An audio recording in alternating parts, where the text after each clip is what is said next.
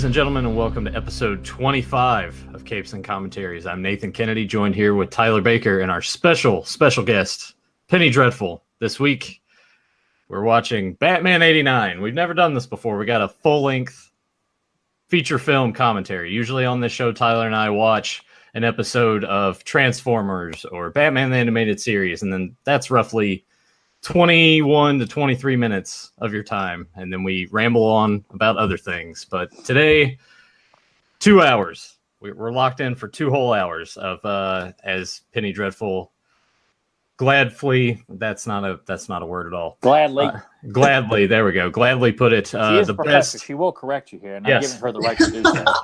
Feel free to at any point. The I'm not best live action Batman film. So, Penny, how you doing? Great. Hey guys, thanks for having me back on the show.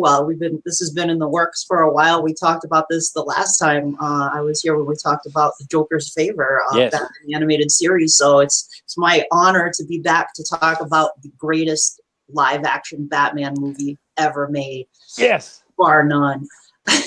Followed by Batman Returns, which maybe we'll do another time. But We'll do that one. We'll do Phantasm, and then There we go. Sub-Zero, and there we go. you know, All the good. I don't want to do any of the Nolan films. No. I'd assume probably do Batman Forever before I did a Nolan. Batman Forever has some redeeming qualities. I like some things about Batman Forever. Batman and Robin, we won't talk about. No, but I also feel like Batman and Robin has gone through enough turmoil. Schumacher's apologized for it. I'm like, it's like meaningless to even assault that movie anymore. Yeah, like yes. I don't need to do that anymore. Yeah. I made my peace with that film and him. I'm not watching it, but it's been done. forgettable now. You know, everybody knows. You know that's the Batman movie that tanked the franchise. Yeah. And I like to think that Joel can wake up every day and he's not being pestered by somebody at the supermarket or at the movie theater or at the post office. You know, hey, you that guy? He's like, yes, bat nipples, blah blah blah blah blah. It's my fault. I'm sorry. You know. No, never actually, live I want it to out. talk about Phone Booth. That movie really sucked. He did make the Lost Boys, so we can at least, that counterbalances. And Falling Down too with Michael Douglas. Yes, Falling Down was an excellent Yeah. movie. I saw that in the theater. It's been years since I've seen that, but that was really good. Yeah, It still is. yeah, that was an excellent movie. Yeah, Batman and Robin. It was interesting. Like, did you guys ever hear about the sequel that Joel Schumacher was going to make? Batman Triumphant, yeah. Yeah, and he was going to bring back all, I guess it was going to be Harley Quinn was going to be the Joker's daughter, and Scarecrow was going to be in it, and she wanted to get revenge on Batman, so he sprays Batman with the fear toxin, and he has hallucinations of all the previous villains. That movie would have been astronomically expensive because they were going to get Nicholson, DeVito, Pfeiffer, Schwarzenegger, Uma Thurman, Jim Carrey, and Tommy Lee. They were going to get all the previous villains in these hallucination scenes with Batman. I'm like, that would have cost a fortune if they had gotten all of those A-list actors to come back. So I didn't hear about. All I heard was that it was going to be Harley Quinn and the Scarecrow. I didn't hear anything about all the previous actors coming back to replay their man. Yeah, there are a couple of YouTube videos about it, about what was some of the planning that went into it, what Schumacher wanted to do, and it was going to go back to a darker tone too. It would have been interesting. It sounds like it would have been kind of convoluted based on that stuff, but it would have been cool to see all those characters back again. Oh yeah, and of course I would have was like, can you just bring back Billy D. Williams to play Two-Face and just give Tommy Lee a paycheck and just send him on his way?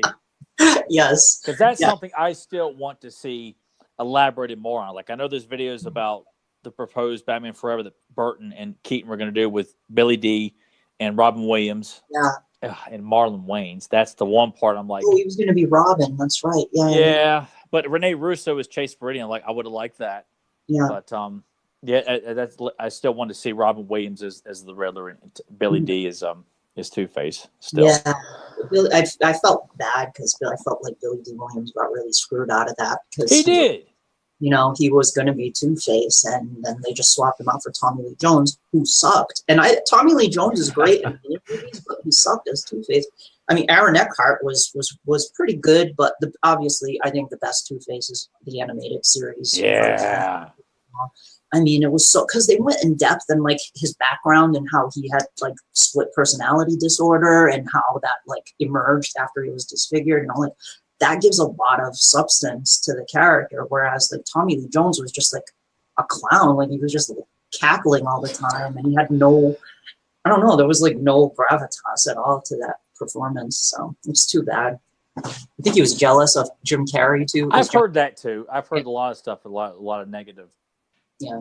thoughts towards Jim Carrey on set. But then again, so that was Jim's like peak time in Hollywood too. Yeah. So he definitely probably was stepping on everybody's toes, as popular as he was. He was good though. I thought he did a good job as the Riddler. I liked him as the Riddler. It's like watching Frank Gorshin on screen. Right. Yeah, exactly. Yeah, you can tell that's what he was like pulling his inspiration from, totally. Which is a good place to pull from, for sure. Anything from this, well, most stuff from the 60s show. I will say that. If you guys are ready, then we'll go ahead and kick this off. And yeah, those that join us at home, feel free to put in your Blu-ray, your DVD, go rent it on Amazon or iTunes. Your iTunes purchase, or whatever. Whatever you got. We'll sit down and watch this all together. This is going to be fun. It's going to be a lot of fun. Yeah, because I don't think me and Nathan even watched this together. Yeah. Like we've just always talked about it for years. So we maybe watched like half of it once. I'm pretty sure we didn't. And then you're like, yeah, let's go to the mall. All right. Yeah, that definitely would have been me over watching Batman. All right, Tyler, I guess without further ado, go ahead and give us that countdown, sir. All right. I'll count down from 3 and we'll all hit play. 3, 2, 1, action. I never look at the Warner Brothers logo. It's always, I'm always thinking of this movie when I see that logo. Yeah. And I think this might have been the first movie where, and I could be wrong, where the background, like they did something to the Warner Brothers logo, like the background, the sky turns dark in the background. Yeah. I don't remember ever seeing a movie where they like do something like that. I could be wrong, but I don't recall it either. But I was trying to remember too. Like I guess a lot of Warner Brothers films still had like that kind of just standard Warner Brothers logo before the opening of it. Yeah. As a kid, I always thought we were heading into the Batcave when I saw this for the first time. Like I thought that's where we were going. And this Bat March is something that just still makes my nipples hard to this day. God. Jeez. This theme is so iconic. It's Danny Elfman. I feel like what we should have done too is before we started this, we should have all watched on YouTube together the catalog spiel from Bugs and Daffy that used to be on the VHS. Oh yeah, I thought about getting this transferred the VHS to DVD so I could watch that commercial because that's part of the experience. Yeah, yes, I remember that. And what was it? Was it a Pepsi commercial or a Coke Diet commercial? Coke. Okay, Diet Coke. Yeah. Oh, for Batman. Yeah, Jack Palance, nice. Yeah. Now this movie, I remember when this came out, there was a lot of hype for it. But people were really angry. I mean, this was pre-internet. This was 1989. I was 16 years old at the time. I was in high school. I just finished sophomore year, and leading up to it, I remember people being angry that Michael Keaton was cast as Batman, and people thought it was a joke that Michael Keaton was going to be cast as Batman. Comic fans, because comic fans knew Batman had already gone back to being dark for a while at this point. But the general public kind of thought of Batman as the Adam West 60s campy style. So people, I think, thought that was what was going to happen. But then when they released that first, I think it was an Entertainment Tonight or something, they played the first footage of this movie and people lost their minds because it's the first time live action that you got like a dark Batman, and people were like really excited. So that day, sitting in the theater watching this and hearing this music come up, this march, Danny Elfman march, it just set the tone, like, you know, the hair standing on your arms. It's like I went back to see it like 3 times in the theater. It was like that summer was crazy. Oh, this is beautiful. And Anton Hurst did an awesome job with the look of Gotham. Yeah, I mean, very gothic and like, you know, these huge buildings with the mist kind of in the background. It's so cool. I'm gonna go ahead and throw this question out to you, Penny, because as a kid I didn't think anything different of it. Then again, Tyler and I were 5 years old when this came out. But was it? I knew that was coming. No. Well, I was gonna say, was there, I put my glasses on so I can see you. Well, was there any sort of like when you saw that the soundtrack is from Prince? Was there any sort of like, is this gonna fit at all? Like, was there any I was concerned about that. Yeah. I like Prince. I mean, Prince was huge back then, and But it's a weird choice. Yeah. I preferred the second movie. They picked Susie and the Banshees. I was like, that's a better fit for Batman, in my opinion, because it's more like dark, weird stuff. Like Prince didn't seem to fit for me, but it was like, I thought the way it was used in the film worked. Like it wasn't. I didn't feel like it detracted from the film, and I think it was like 2 times that they used it was in the museum scene, and then when the Joker is throwing out the money in the parade. Trust is playing. And the end credits too, which I like. The use of "Scandalous" too it's a very sexual song, but for some reason, I'm like, it fits during the credits of Batman. It worked. Like when I first heard Prince was involved, I was like, why is this a thing? And I guess the studio wanted that. For the second movie, I think Tim Burton had more control over it, so he brought Susan the Banshees in to do. I think they only did 1 song during the dance scene with Selena Kyle and Bruce Wayne. So and I like that scene. It's a very seductive scene too. Yeah, it worked well for that too. I love this where they make it look like, it's not. It's in this other world almost, like it's in the 40s. It's not in the 40s, but it looks like it. It has that. Like the animated series, it's got just sort of like a blending of eras. Yeah, and I love that. That's the Batman I love. It's like it's just one step. It's still grounded in reality, but it's one step removed from it, where it almost looks like this heightened reality that's really unusual and creepy and stuff. Whereas I felt the Nolan films, they were okay. And I liked Dark Knight. The Dark Knight, the second one, a lot, but it was almost too realistic. I thought, like Arkham. And then when they wanted to, they went really nuts. I'm like, this doesn't fit with the tone that you guys set here, people. Yeah, it just didn't. It was like, it was like a cop drama, but with a guy in a costume. Like I wanted it to be more. Like I'm not interested in watching cops in a Batman movie. Yeah. No, this is what I want to see is Batman scaring the piss out of criminals and beating the hell out of them. I mean, like the shot that just passed where he's descending down in the background is beautiful. That's an introduction. So good. Yeah, here we go. This is such an iconic scene. There's so many.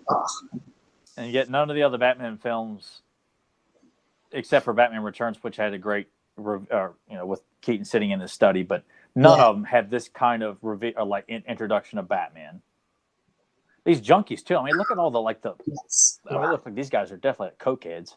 Oh, here we go. One of my things that I still quote to this day. Don't kill me, man. Don't kill me. Which he does. Nathan does say that a lot. Don't kill me, man. Oh man, Keaton's voice here. Oh yeah, the perfect Batman voice. Perfect. And the lighting, the shadows on his face. Oh, no Christian Bale growl there. Oh, yeah. I never understood the need to drastically change your voice. It's gravelly, but it's not it's not completely altered and sounds like shit. He just just a little bit, and I think that works really well. I think it was Bale, he tried to do that, but he pushed it too much. It was extreme. Even Kevin Conroy, he has that kind of tone to his voice, but it's not. Well, Val Kilmer does a good job too with his Batman voice. He keeps it, low, but it's very serious. What did you guys think of the Ben Affleck with the voice modulating thing? Tyler, I don't even think you didn't even watch it. Far away. Yeah. I I'm not watching it. I didn't like it, but at the same time. I even kind of hate it, but I thought Ben Affleck did an all right job as Batman. I think it's the only thing I've heard common from everybody is that they all felt Ben Affleck was the only good thing about that film. He was okay. I thought he was too bloodthirsty, especially Batman v Superman. I thought he was mischaracterized because he wanted to kill Superman, and it was Batman doesn't kill. This is not. He wants to kill somebody who's saved tons of people just because Bruce Wayne's a smart guy, right? So in the fallout of the building falling down and he killed some people were injured and stuff, but it wasn't Superman's fault, you know. Like I just felt like Batman wouldn't be that. Well, that whole thing was just, to me, just seemed like a way to write around the cop out of so many people giving Zack Snyder shit for how Man of Steel ended. Yeah. Yo, that was awful. Like, again, that was another thing where movie sucks so bad. Superman would never do that. Like, I was like, this is not Superman. You know, like, Superman would never kill Zod. Spoilers. If you haven't seen it yet, it's I know. We're just we're saving you time, so you spoil all you want. Keep people away from it. Yeah. Oh, Jack, the perfect casting for the Joker. Like, this was. Remember back when they announced that Jack Nicholson was going to play the Joker. The thing everyone was saying was he was born to play the Joker. Like, anybody was ever going to play him, like, had to be Jack Nicholson. Although they used Robin Williams. I felt bad for Robin Williams too, because they actually used Robin. I remember Williams hearing that to get Nicholson to do the movie.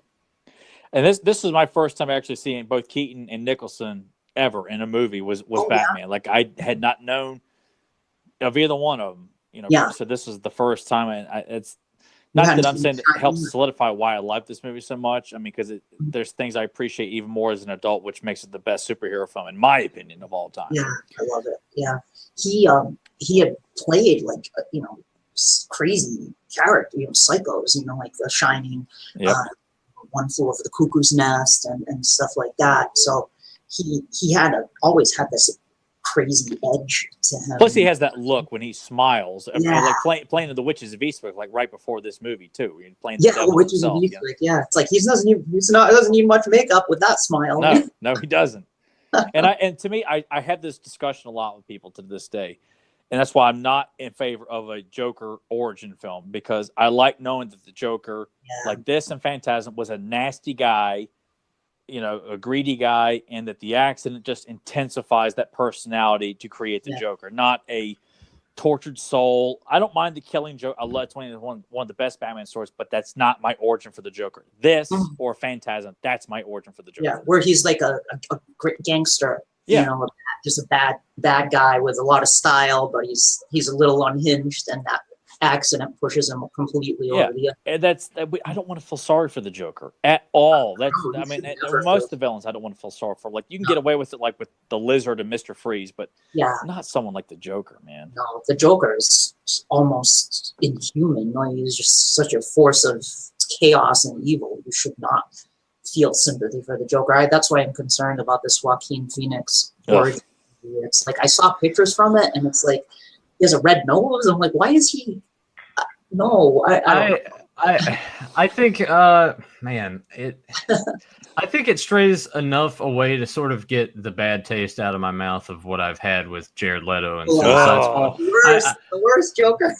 I'm sitting there because Tyler didn't watch Suicide Squad, right? No, I make no bones about it. If it looks like crap, I'm not wasting my money. I made that mistake enough. But I never thought I would hear the Joker utter the words, grape sodas on ice, the bearskin rugs waiting. I'm just like, what? No. Who wrote this shit? I want to say hello to JSP. He joined us live. Hey, man. Cool. Thanks for joining us. Yeah, the Joker, and they played up that whole love angle between Joker and Harley Quinn. Like, the Joker does not love Harley Quinn. The Joker is a complete psychopath who only manipulates Harley Quinn. He does not.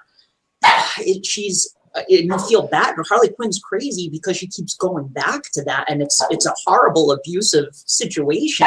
But she's like addicted to the Joker, like he's a drug, and he's a monster. So I thought they played up the love angle a little too much with that in that Suicide Squad movie. That movie was a hot mess anyway, the whole thing.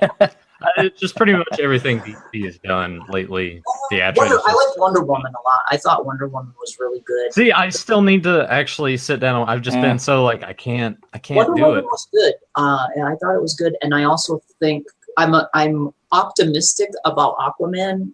We'll see. That could be good, but definitely looks like they're going to be pushing the humor to the 10th. Yeah, I heard that's what's going to kill it for me. Well, just guess what? Yeah, I don't know. it's unfortunate that like when these big companies like Disney and Warner Brothers now bought DC and Marvel, it's like I miss the old days where it was like not owned by these big corporations, and it was kind of like they would license it out to a movie company, and I don't know. I just things have changed a lot. I feel like this is going to lead to how this bubble is finally going to burst at some point, and it's just the general movie-going audience is like, all right, well, what's the next shiny new thing? And then they're going to go over there, and then I feel comic book movies are just going to phase out, which I at this point, I'm kind of all right with it sort of taking a step back because it's just been too much the last Well, they're decade. not going to get any better. I mean, I blame Guardians of the Galaxy for all the comedy and all. I do, because if that movie wasn't as successful as it was, all these movies would be like Captain America: The First Avenger or Winter Soldier, where the tone is quite serious throughout the entire film with hints of humor, but the bulk of the film is taken very seriously, and it's not. Let's stop and tell a joke. Let's stop and tell a joke. Oh, the villain's here. Let's stop and tell a joke. You know, I just, you know. I hadn't read much of Guardians of the Galaxy comic. I think I'd read one Guardians of the Galaxy comic in my life. Was it comedic in the comic book or not? Because I don't remember. I know. Honestly, like when I heard they were making them, like that's like a D-level comic book. It's like because you don't have Fantastic Four and X-Men, you're going to make this, and I'm like, I thought it was going to bomb. I really did. Yeah. Because I didn't know and never heard of anybody being a fan of that. But plus, it's not even the original Guardians of the Galaxy. Like the original group, there's no Groot, there's no Rocket Raccoon, there's no Star-Lord. It's a completely different group that nobody would ever recognize. And I was just like, I could care less about it. The trailer's like, no, I don't want to see it. And everybody under the sun, oh, you got to see it. I'm like, no. I thought it was fine. I thought it was good. Nathan liked it. I thought it was fun, but I had no real attachment to the Guardians of the Galaxy mythology. So when I watched it, I liked the characters. I thought like Rocket Raccoon and Groot. I liked the little fun interplay between the two of them, and I enjoyed it. I'll say the volume 2 was disappointing. It fell in line with like normal Marvel stuff. So Jack Palance, man. Well, man, he was. They needed to find. I don't know if you guys have ever heard this, but they needed to find somebody who was to be intimidating next to Jack Nicholson, which was difficult to find, and the actor up with Jack Palance. I'm like, perfect. Because nobody else, it's hard to find somebody to be like an intimidating. I would say Chuck Connors. If you couldn't get Jack Palance, Chuck Connors, I think would have been good too. But yeah, he is very like his voice, Jack Palance. Just looking at the guy, like he just looks like someone who would, kill you. I mean, just for looking at him. Oh like right here, like if Jack Palance gave me that look, I'm like, I'm dead. Yeah. He did a lot of westerns and horror. He did a lot of horror movies too. He was Jekyll and Hyde in a TV movie. He was an excellent Jekyll and Hyde. I bet he was. He played Dracula. He did this movie called Craze, where he played like the psycho who worshipped this ancient evil god. Like he did all these weird movies. And City Slickers 1 and 2. Yes. I wonder how tall Jack Nicholson is, because he looked pretty short standing next to him. I don't think he's a very tall guy. They probably, under 6 foot probably. Well, Michael Keaton's not very tall either, right? No. Because I think in the bat suit, like they're standing nose to nose, like they're, you would think Batman would tower over the Joker. But and yet Keaton was like, everybody was so angry about the Keaton casting, and he was awesome. Like I really wish I could have been older when that was announced. You know what? I could see Tyler now back then just being like, "What, Michael Keaton? Are you kidding me? This fucking guy? It's just gonna be a yuck fest." I could see it. That's what he would do. I don't like anything past 1991. This sucks, man. No, we were only joking about that. Oh, I know you were. It was 1995. 1995. Val said 91, so I had to find some way of working in that gap. Come on, you can't deny it. Oh no, I'm not denying it. I embrace it. I put a bumper sticker on my car if I could. People often accuse me of that too with horror movies. It's like that's right. They do suck. It's like the interest starts to drop off as the decades go on. Well, who can argue that? If you really wanted to take, I mean, even superhero films, like if you really want to have a good debate, throw out all the what's the word in the court case exhibits. Yeah. I mean, I think people would, unless they just want to argue just because they're mad and they're not winning this fight, they're not going to have much of an argument other than just being ugly about it or something. Yeah. But there's nothing ugly about Vicky Vale here. My God, I would have Yeah, as a kid. man, when I was a kid, it was like I had her, I had Michelle Pfeiffer in Returns, and then I had Madonna and Dick Tracy. That was like the trifecta for me as a kid. I had something for blondes when I did too. That and Leah Thompson and Howard the Duck, and I had major crushes on those women. She was good. She was a good Vicky Vale, golden age character too from the comics. Yeah. And it was years later before I realized that she was a comic book character and a redhead at that, which like, okay, that makes sense why Sean Young was cast to play her. Which I'm glad she had her accident, because I'm glad Sean Young did not get the part. Yeah. And I haven't, has she done anything, Kim Basinger, lately? I haven't seen her in anything. I remember she was in that movie with Sylvester Stallone and Robert De Niro. That was like Raging Bull versus Rocky. Grudge match. Yeah. Oh, she's in that, and she was good in it. Mm-hmm. She still looked good in it too. I'd date her. Very disappointing Commissioner Gordon, in my opinion. Yeah, but that's the thing, though. It's like, even as a kid and as an adult now, like, I'm watching this for Batman, and right. I don't mind. Like, I appreciate it in the animated series, but I want to watch Batman be Batman. And to me, Gordon, it's not. I just don't have to have him there. Like, that's why the Gotham show, I could care less. I was gonna say it's all right, man. He got his own show. I did like Gary Oldman a lot as Gordon. Well, Gary Oldman is pretty awesome. But I like. He is, but I felt like he wasn't given the best material to work with. Yeah. So. Mm-hmm.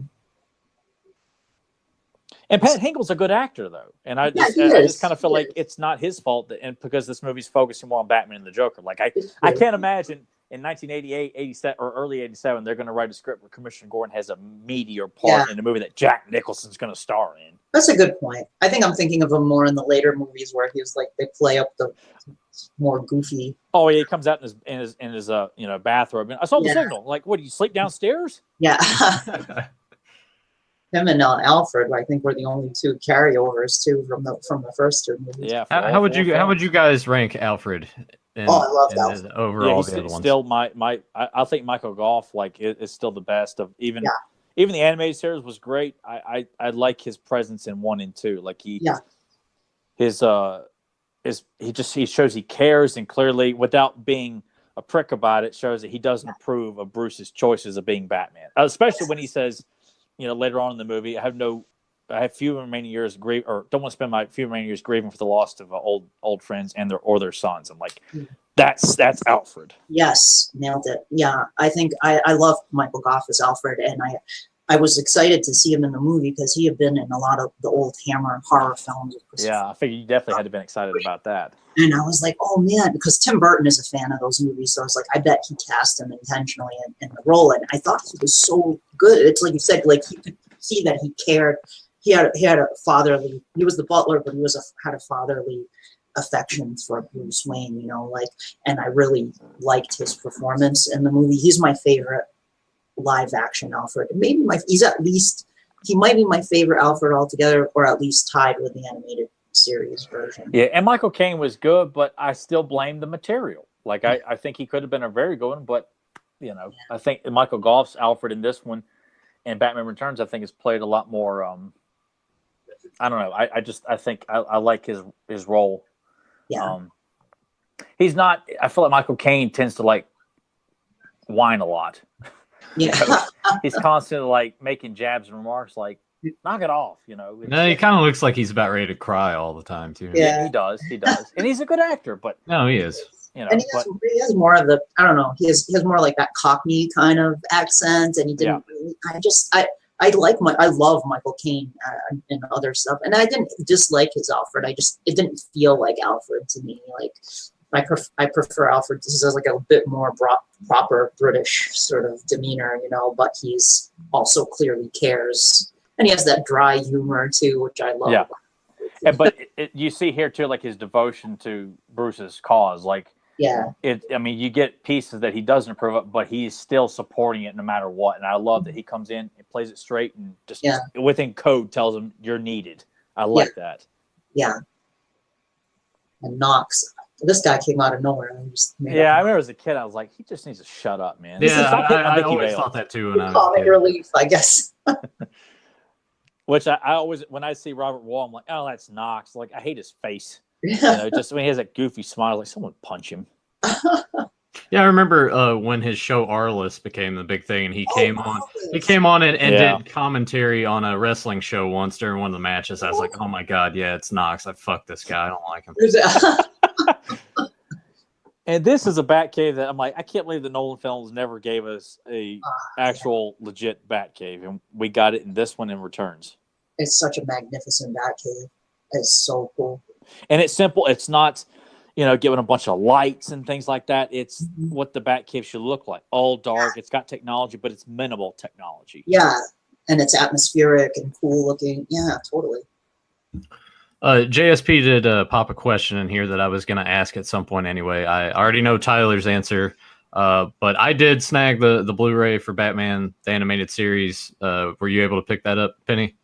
I did. I pre-ordered it. Oh, I ordered it actually a couple of weeks ago, and I'm still waiting for it to come in the mail. So. Oh, really? Man. No, it wasn't a couple of weeks. It was last week. From Best Buy was having a sale online for like $79.99 or something. For this. So the Walmart store around us sort of broke street date, and it was on the shelf like a few days early, so I just went ahead and snagged it, and it looks beautiful, and I've also redeemed the digital copy. That way I have it for when Tyler and I jump back into the animated series for Capes and Commentaries. I don't have to dig for discs anymore, but it looks fantastic.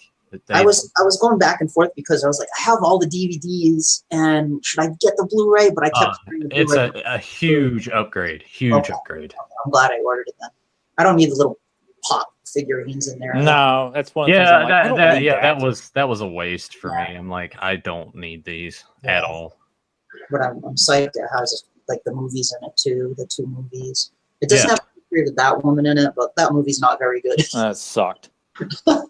The extra featurette is good if you watch that. The Chase Me with Catwoman, it's no dialogue, it's just music, and Catwoman steals something from Bruce Wayne's safe, and then Batman chases her through the city and into the zoo, and it's just like all music, and it's like this kind of jazz score. It's really cool. Yeah, that's better than the movie itself, actually. Eckhart, who I guess is supposed to be a stand-in for Harvey Bullock, I guess. That's kind of what I thought too. But Bullock's not a corrupt cop either, but he looks the part of what. Here's the other thing I love about this movie: they dress really classy, like for these gangsters. Like instead of like Jared Leto had the freaking grill and the damage tattoo. That's not the Joker. The Joker should dress like that, like with a suit and tie and a hat and a trench coat and a cane, and he has this flamboyant style. Yeah. And it's classy. Nice. I remember that gun too, because I ended up getting the Batman dress-up suit. Yeah, same here. My 5th or 6th Christmas that came with like the bat logo you could clip onto your shirt, a plastic belt that didn't do anything, and then a gun, the same gun, but it fired a dart. Oh boy, I played with that. Well, wasn't it kind of squishy a little bit? I think I remember the gun kind of like being it was one kind of big, bulky like piece. The only thing squishy was, you had to cock it back and then it would fire a dart out. At least that's the one that I had. See, I wasn't impressed with the other dress up sets that they had. So my dad actually made me a cape and a cowl. Like, oh, that's so cool. He made the cowl out of like cardboard and then covered it in black material and like stitched everything together. There's pictures of me because I got a battery battery operated Batmobile one year for Christmas. There's a picture of me sitting in it with everything on it. You should post that. Post that when you put this on Facebook. Ooh, nice. Bat Punch, the classic Bat Punch. That's the first time. I remember seeing that in the commercials too, because I remember watching the trailers a lot on TV. Like, where does he get those wonderful toys? And I'm Batman. Oh, I was so pumped to see this. This redefined Batman. This, because up until this point, the general public, like I said, they thought of Batman as the Adam West series. Like, comic fans knew Batman had been dark again since the 70s, but this movie just swept the world, took the world by storm. It was like the summer of the Bat. I don't know if you guys remember, but it was yes, thoroughly. I remember that summer very vividly. Everybody had Batman t-shirts. It was Batman everything. Yeah. we went to Myrtle Beach that summer. Me and my brother both got a white T-shirt with the Bat logo in neon yellow on our shirt at Myrtle Beach that year. Oh, we wore those shirts so proudly that summer. Yeah, I had a Joker, Jack Nicholson's face, and it was just like an art piece of artwork, but it was from that scene where he reads the newspaper and he puts the newspaper down. And he has that expression on his face. Yeah, it was a really cool shirt.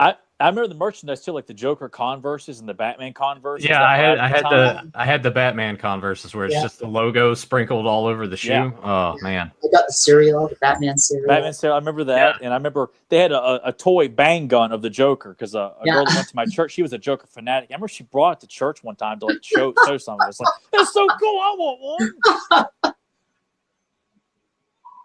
Think about the future. That's nice. Cool. Yes, so good. And just showing how malicious Jack is. Yeah. You know, you just kind of feel like, how come everyone always, and one thing is, and I know it seems to be a common play nowadays, because when something current comes out, the consensus is let's turn on the old stuff. That seems to be what happens a lot. And it wasn't until like the DVD came out and I got some of the behind the scenes stuff that I had heard about some of the backlash about stuff that was in this movie that people still didn't like about, like with Joker being the killer of Batman's parents and Vicky Vale coming to the Batcave. Like, I understand all that, but when people love to go back and attack this film, I think it's steadily going away now to where like there's less argument about this film and more people are coming out and slamming Christian Bale. At least that's what I get. But I remember as Batman killing. But even that, because you had touched on that before with Ben Affleck, so I'm like, okay, now wait a second here, people. You guys are praising this interpretation of Batman, yet you guys want to attack Keaton's Batman, and he's not like he's, putting bullets in people. Like he's throwing a big muscle head guy down a bell tower. He puts a bomb in a big guy. We don't know. They might not have died. Yeah, he's a big tough black guy. He probably lived. I mean, in the early comics, in the 1939 Batman comics, he did like throw bad guys off the roof. And he carried a gun too. Yeah. Oh, this is awesome. I remember seeing that in the trading cards. Joker. It falls in a vat of chemicals, and his skin gets bleached white, and his hair and nails get turned green. That's the Joker. It's not makeup that he puts on. Yes, it's not Heath Ledger putting on makeup for fun. It's not. It's his skin gets bleached, pure white. That's the Joker. Tyler, did you think that Corning building nearby in town was Access Chemicals as a kid? Yes. Yeah, I always thought that too. I was like, it's the building. Yes. I always thought that. We did too. Every time me and my brother would pass Corning, we'd like, there's Access Chemicals. Because it looks just like it at the right angle. It really does. You'll have to ask Val, since Val is familiar with Christopher Blacksburg, if he thinks Corning, the Corning plant looks like Access Chemicals. Just send him that message at random. He'll be like, what the fuck are you talking about? Yeah. And Rawhead Rex, it sucks. That's all I want to hear from Val. Oh, here's the table. Yeah. Yeah. I like the quirkiness of Michael Keaton as Bruce. Yeah, I like how he looks around here in a second. He's like, actually, I think this is the first time I've ever eaten in here. And it shows that he doesn't date much because he's consumed with this, new life that he's on. So he's kind of like, I'm not quite sure how to act with this beautiful woman here. Like, and that just adds to his persona. It's kind of like Tyler on a date. I'd like to think that I have more charisma. Then once I get her into the kitchen, she has some wine, and she's relaxed a little bit, and she asks me why I'm afraid of flying, and I take her shoes off and we start making out in the hallway. So, it may start out like this, but it gradually becomes later on. Next thing then later she wakes up and you're hanging upside down. That has happened more times than I want to remember. I think that was one part of the movie. I was like, okay, that's weird. Like Bruce. I took that as like, oh, yeah, he's hanging upside down just like a bat. Yeah. That's how I took it as a kid. I'm like, yeah, man, because he's Batman. I was like, I've never seen Batman do that in the comics. No, but I mean, I guess they should have shown him actually doing sit-ups as opposed to just hanging. Yeah, I know what he was going for. But it's just weird, dude. So. This movie, like just watching it with you guys, is going to solidify to me that they need to do a Batman Beyond and bring him back as Old Man. Oh yeah, that would be awesome. Yeah, or is he to do Dark Knight Returns, Bruce Wayne? Like how he could still do it. He could still do Dark Knight. I think the masses would welcome Michael Keaton back to play Batman. Oh man, 100%. Or they doing those animated. They did the animated Adam West movies. Yeah. Like an animated. I would gladly take. But then again, too, I hate what Warner Bros. Does with this direct-to-video stuff. Yeah. I haven't seen the Adam West stuff. I'm very curious about it, but stuff like Killing Joke and all the others they've done, I'm like, even if Kevin Conroy and what's his name, who plays him, Tim Dale, come back to Superman, I like that. Those are okay, but for the most part, I don't like what they do with the straight-to-video stuff. Like, they make too many changes. I don't like what they've done. And I feel like you have no restraints here. Why are you guys changing so much stuff up? And, of course, I would be super excited to see them do, like, an animated film carrying on with Keaton as Batman. Yeah. Like, and using the same, like, music. And music. And bring Billy D back to play Two-Face himself in the Lego movie where he's barely acknowledged. I was gonna say, like, they kind of hinted at that. But that's he was in the like one line in the movie. He had one line in the Lego movie. It's like, you have Billy D. Williams back as Two-Face. Use him. I did not like the Lego movie. I don't know if I'm alone. I know a lot of people. I could care less. I didn't want to see that, and I saw the Batman because my dad said, "You'll love it." I'm like, it's okay. I didn't the only thing I liked about it was all the Easter eggs. Like, it was like, they made a reference to the 1940s movie serials. That stuff I appreciate. But overall, it's like, this is very juvenile, silly humor. Like, I thought it worked in, like, the standalone Lego movie, but then when I watched the Batman Lego movie, I was like, parts of it just sort of really hit and miss for me. Oh no, the regular Lego movie I thought I liked that, but the Batman one, I was the Batman one was just kind of and Zach Galifianakis was an awful Joker. I saw a YouTube review where they were like, "Oh, he was a great Joker." I was like, "No, he was not." I'm sure he was given a nice paycheck. Probably one of those jerk offs who does like circuit for people and says every movie they see is great. I love this parody on The Simpsons with Lisa Simpson. Oh yeah, such an iconic scene. Yeah, I remember that. Yeah, such a great scene. Me and my dad both laughed because my dad is a big fan of this film and still is to this day. And when we saw that in The Simpsons, we just thought that was so funny. Yeah. Burton pulled this from a German expressionist movie. I remember hearing about that too. And the set, look how dirty and grimy this place is. Crime doctor, underground crime doctor. And just look at all those like rusty utensils he's got. And I mean, it just kind of I used to wonder, like, what did he do to him? You're like, it's the first time we hear the laugh he uses his mind. Oh man. And just like even how when the scene is over here, the laugh still echoes in the next one. Yeah. Man, Tim Burton, what happened to you, man? What happened? I know. What the hell? It's like I loved Tim Burton back then. He was like my favorite director.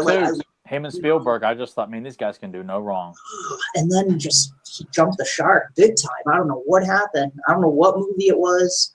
I was going to ask, at what point do you think was sort of the tipping point where he's like going from this beloved director with just a huge vision to just, I'm here to get a paycheck. Maybe Alice in Wonderland. Like, I say sooner than that. Much sooner than that. I mean, I love Sleepy Hollow, which to me was like a diamond in the rough, because Mars Attacks, I enjoyed it. It wasn't as good as I'd hoped when I saw it in the theaters, but I kind of felt like after that. I'm going to say Planet of the Apes. Yes, nailed it. Yes, you're right. That was sort of, yeah. You're absolutely I mean, I like Big Fish. I thought it was a well-done story, but... Planet of the Apes, because I remember everyone was like really angry about that. I was so pumped for that movie, too. Yeah, no, it was awful. I just was like, what did you do what happened to you, Tim Burton? And after that, it was just like every movie, one after another. And that didn't even feel like a Tim Burton movie anyway. Like, it just kind of felt like some generic, remake, and that Tim Burton's name happens to be on it. What's like, there's nothing Tim Burton about this movie. Yeah. I don't know what happened. I don't know. I don't know if like a directors get to a point where they just like they get so rich or so like immersed in the system, the Hollywood system, that they just kind of lose touch with what they were at one time. I don't know. And it's scary because, I mean, you watch anything that Tim Burton does now in the last 10, 15, 20 years, and they feel like this is the kind of movie, like, with Burton given complete control, this is like, it's just like cans of paint thrown all over the place, and Johnny Depp, acting weird. Yeah. And like, oh. Johnny Depp, they need to give Johnny Depp a rest for a long time. Yeah. Yeah. I used to love Johnny Depp too. He was like one of my favorite actors. I'm like, every movie now that he does, it's like, here's Johnny Depp doing his weird thing again. It's like, he don't care anymore. Stop Yep. playing Jack Sparrow too. Yeah. Oh yeah. Oh, this is great. The reveal. What is that on his neck though? I've always wondered that. That was I remember that was a because Burton mentioned that thing in the commentary that it was a paint mishap in the makeup. Oh, okay. Yeah. I always when I saw that, I was like, "What is that purple I thing?" used to wonder about that too, but he does clarify it was just an error that happened with the makeup, and I don't think it was just caught in time. I think, and they I love they played the circus waltz. Yeah. You know, there's waltz there, but it's like has carnival sound. I love that theme for the Joker's. and it's kind of creepy too. You know, throwing that in there.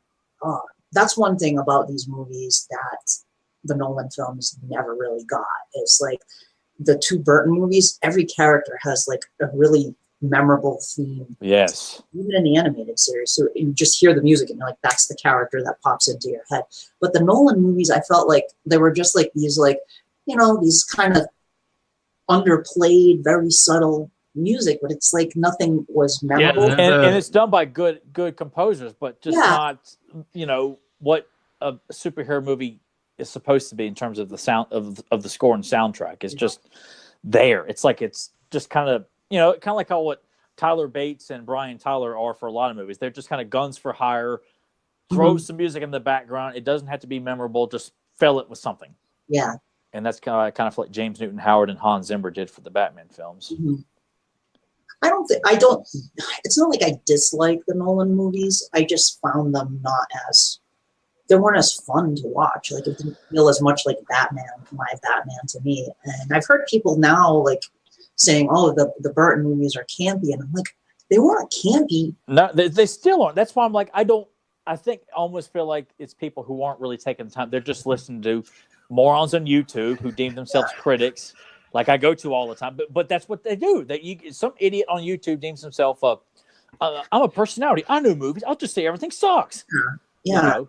Like, I don't know. Like they seem pretty close to me to this, like the 70s and 80s Batman comics. Like, plus, I think any good Batman fan can appreciate most of what's given. For the most part, like because I love the '60s show. I took it seriously as a kid, and I enjoy it now for what it is, and still have a blast watching it. Yeah, but it is by no means a skid mark on the legacy of Batman. If anything, it's a bright light on Batman's legacy in terms of entertainment. Yeah, I mean, I loved it as a kid, and then I went through this phase, I guess, when this came out and the animated series and stuff, where I kind of really lost. I wanted this was the Batman I wanted to see, so I kind of turned my back a little bit on the 60s Batman, but as I got older, I went back to I think that happens to all of us. It's like, oh, wait, I do love this. I remember why I love this. It's just a different style of Batman. Well, because when this came out, it was on syndication on the Family Channel, so I felt like this, and the 6 show taught me everything I thought I knew about Batman. Yeah. So I always loved it. Like I never had that period, and I get why people did that, and I heard a lot of people did that too, where they all turned on the show. Yeah. But for me, like when it would come on FX, when we would stay in Myrtle Beach, we would watch the Batman reruns and Wonder Woman on FX because that was the only channel still playing Batman. I'm like, oh, this is awesome, man! They're like an hour of Batman, then Wonder Woman before we go out and eat. Oh, all those shows. I missed those shows. It was like Batman. They play reruns. Green Hornet, Wonder Woman. They play Incredible Hulk. Yep.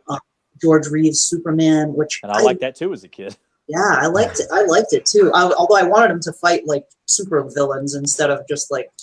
Yeah, I never could understand that about Superman. Like, where's Lex Luthor or Brainiac, man? It's all these generic gangsters. Yeah.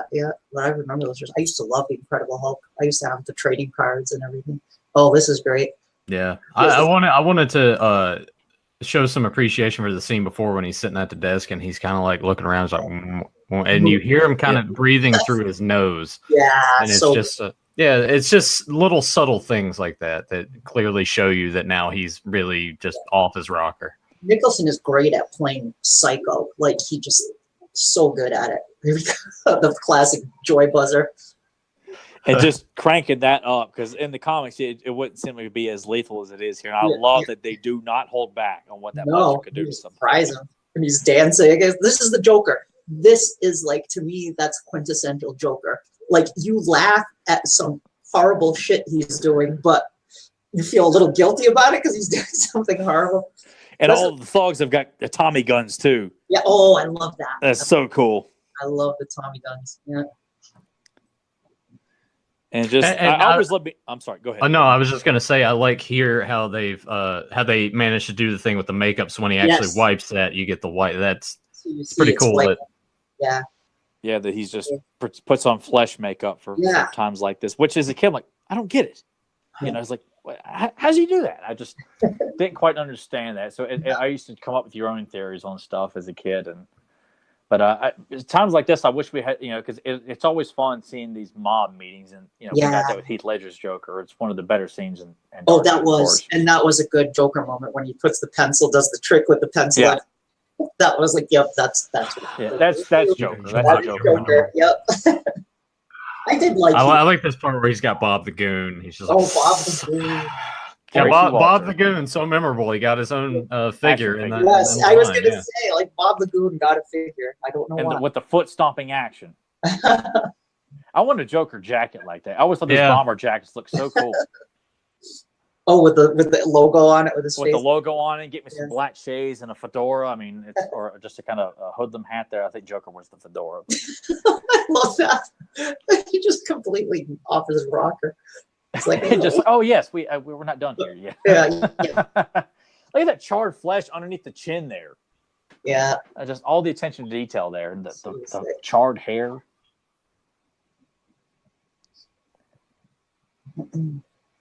When he grabs him and shakes the head and says, "I'm glad you did," as a kid, I'm like, man, that's just nuts, man. I just kind of taken aback.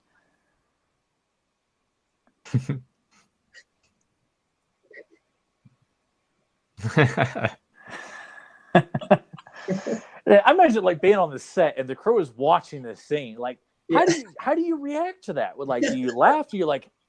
I'm just like, we're gonna make so much money. I wouldn't know how to react. John Peters shows up and it's like, where's the giant spider? Where's the giant spider here? Yeah. God. Yeah, right. It's the giant spider. See, Vicky Vale makes every outfit look hot. Oh, is this the? Let me ask you guys this too, because this is something kind of me and my dad talked about. Movies don't give you a whole lot of time to develop everything. Do you guys see Vicky Vale's character in this is a little obsessive after one date with Bruce Wayne because of who he is, or, like all this, like she's stalking him out right now? Like, what do you guys think about her portrayal as the love interest with their time together? Like, I think one date she's already hanging outside his house and wants to. Where's this guy really going? Well, because I think that she obviously thinks something is up. Yeah, that's how I took it too. Like she's a reporter, so she has that instinct to want to uncover. But she's also very intrigued by him just because of how the date went. And yeah. Well, she finds out too that he lied to her when Alfred says, "Well, we're going to be here quite a while." So right there, a woman who just slept with you, you scorn her the morning before. So that's why I kind of feel like she's pissed, but she's also intrigued too. Right. Well, he's a man of mystery. Chicks like that shit, man. Yeah. I need to start just doing that when I'm walking around in Rafferty and Blacksburg. Put on black coat and glasses and just walk down alleyways and leave roses. They're gonna be like, who's the weird guy? Yeah. I always thought she was kind of a knockoff of Lois Lane a little bit, She was okay. Like I guess because you always think of Lois Lane as like the iconic reporter who has like an interest in the superhero and trying to figure him out, But I mean, she worked. Vicky Vale works. She's a classic character, but there is that mystery to him, Like you get a glimpse into what's going on with this guy. It's like, what, I think anybody would even wonder, like, what is this guy up to? Yeah, a reclusive millionaire, doesn't do a whole lot. People don't know a whole lot about him. Yeah. Plus, she's new in town too. She's intrigued by Batman. I love that scene where he puts the flowers in his path. And I'm sure for her, she's probably thinking, okay, he did lie to me after he slept with me, but this guy's got a hot. I mean, he left some roses here in the alleyway. There's a romanticism to it. Yeah, it is. And the music really amps up like the tragedy of Bruce Wayne already, because fans are watching. As a kid, I didn't quite know until you see it later on, but you understand that when you see it. For older fans like Danielle here. Thanks. Yeah. That wasn't a jab at your age. Sure. I do He takes her remember. cane and slams it. And, Because I was 16 when this came out. I wish I was 16 when this movie had come out. I mean, I wish I was a lot older. Like it. If I was older in '87, because I could see He-Man, Predator, RoboCop, and Superman 4, all in the same year, and then wait for Batman to come out. And seen all the good Friday the 13th sequels in theaters as well. I think if you had been my age when the He-Man movie came out, you would have reacted the same way that you react to the She-Ra. No, I wouldn't. No, I wouldn't. Yes. You know what? I feel like you would. I would have been the black sheep. I'd have been the only person out there. This is great. It's the best movie I've ever seen. What are you talking about? I had the same reaction. I had a very similar experience to Val when I picked up the He-Man magazine and saw the pictures from the movie of Skeletor and He-Man, and I was like, what the hell? You cannot compare Frank Langella's Skeletor, even at that time, to this abomination we're getting on Netflix. I didn't know. You know what, Tyler? I refused to go see it at the time. I was like, I'm not going to go see that shit. I'm so glad I didn't know. I was so mad. But then it's called you out in the playground, or at least at the high school gymnasium. No, you would have been the same as me. You would have been like, no. Skeletor has eyes. But it grew on me. I saw it later on Superstation TBS. I was like, all right, I should finally watch this. And I taped it on VHS and I watched it. I was like, all right, this is pretty fun. This is Holly was right. I like it. I like it as its own thing. Well, that's it. You sound like Val. Val was like, it's a good science fiction. I'm like, Val, what are you talking about, man? If you were older, I think you would have the same reaction. I would take you both to court over this, gladly. It's grown on me, though. I do love it now. All right. I really like this look of the Joker, too, by the way. I do, too. It's a shame we didn't get more of it. It's a creepy look, the mime look. Yeah. There we go. And just having all of his hoodlums dressed. And like the way he waves, that's a weird wave. Yeah. Yes. It's just like... I'm going to say real quick, too, hello to Eric Amon and Who Dat Well, who joined us live. Thanks for joining, gentlemen. There we go. Oh, that's right. He threw the quill pen. Another classic Joker device. There's the line that Harvey says earlier, ghosts and goblins. That's something me and my dad will quote to each other a lot. Did your dad like this movie? He took me downtown at the old Marquee Theater that Nathan knows I'm talking about, and he fell in love with it. My mom loved it. My brother loved it. It was something we all would watch together, or my grandparents loved it. It was just a unanimous thing in my family that everybody loved Batman. I think my parents started to hate it because I watched it so much when I got the VHS. No, that wasn't the case, because I remember when it came out on VHS, my mom said, Batman just came out. I was like, we got to get it. So we went to Walmart and picked it up, and then we all gathered around that night and sat down and watched it with my grandparents. And I even got me some Batman trading cards that day, and that's what my mom told me it just came out. I'm like, we got to buy it. Speaking of trading cards, Joe Amato popped in the chat and said that I ate 29-year-old gum from this movie last week. Quit trying to plug yourself, you and your other podcast there, Joe. This is our time. He's not in the hospital right now. That's amazing. He even said, he was like, is this going to make me sick? I'm like, I don't know. I've never eaten 30-year-old gum before. That's why you don't offer anything to Joe that's edible, because he's going to eat it whether he gets sick or not. Joe is making a custom figure for me that it's a secret, but you'll see it soon, I hope. Joe. Good plug.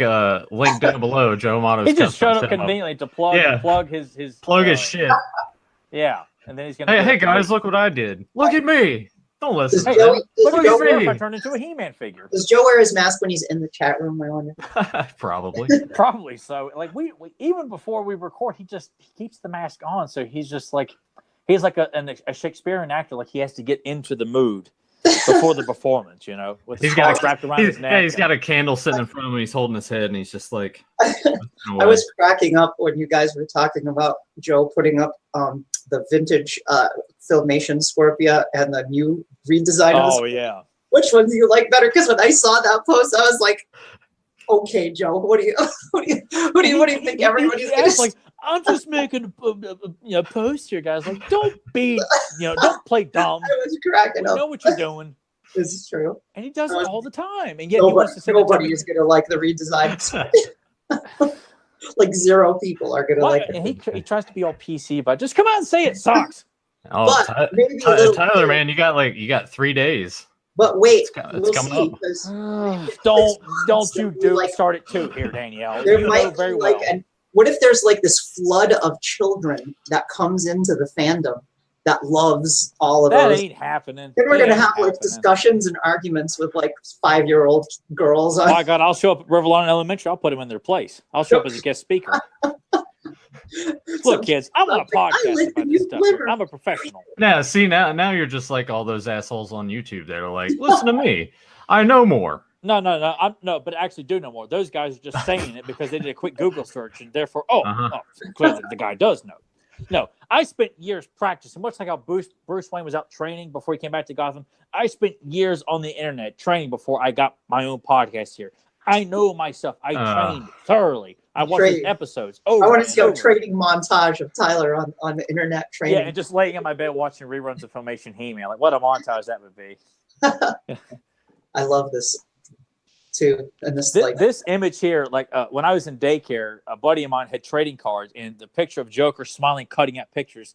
That was the first image I'd ever seen of the Batman movie. I knew it was coming, but I hadn't seen anything of it. And he showed me this trading card. I'm like, oh wow, man! I was just it stuck out with me so much. I love those trading cards. I had all those, the yellow border around. Yeah.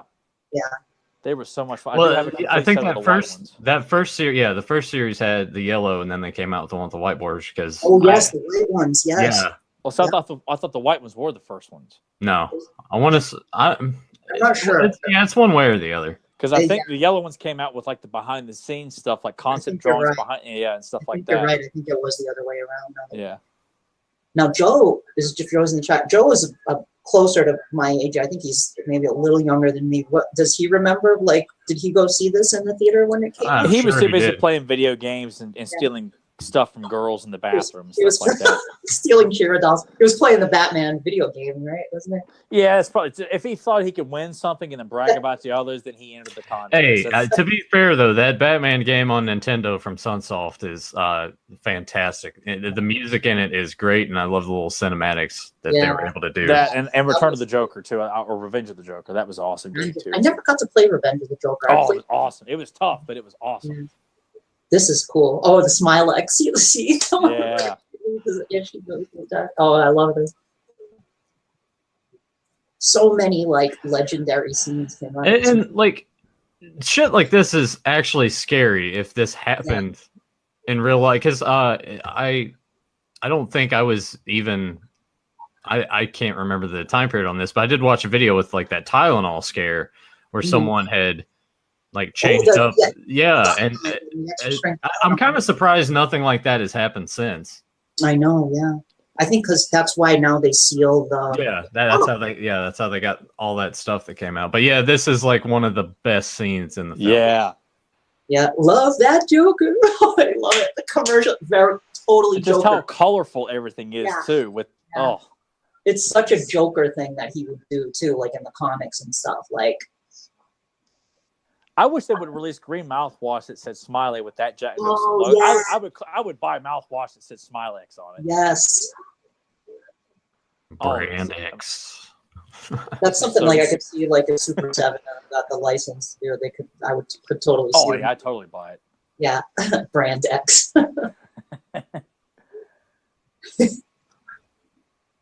I'm so glad that there's like a poster of that. Yeah. I had it too. Yeah. I had that poster with him on the with the seagull and everything. Yeah, I had that. There was some great merchandising and marketing for the movie. I mean, just aside from the logo, I mean, they had some really cool, simple stuff that didn't have like who's your daddy, got skills, or smile. Just stupid catchphrases some idiot decided to force on the stuff. It was just imagery, and that was it. Yeah. This movie too, as I believe, was like the first superhero movie since Superman that like was a big hit, because I remember the first two Superman movies were like a huge hit.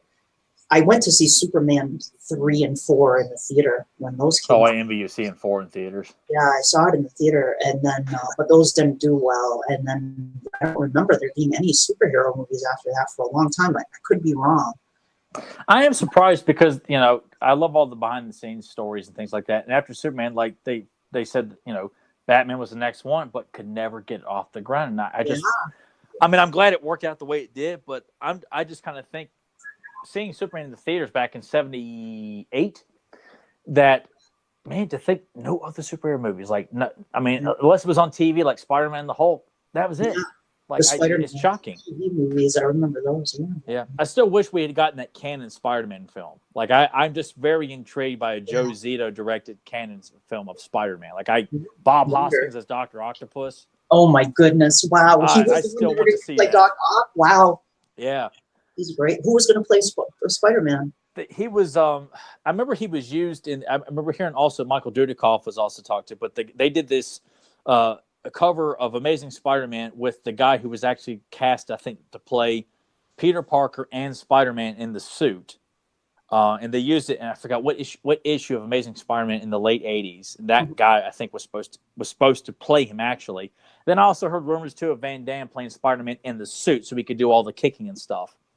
But I was told or had read that Bob Hoskins was looked at to play Dr. Octopus, the no-name actor to play Spider-Man.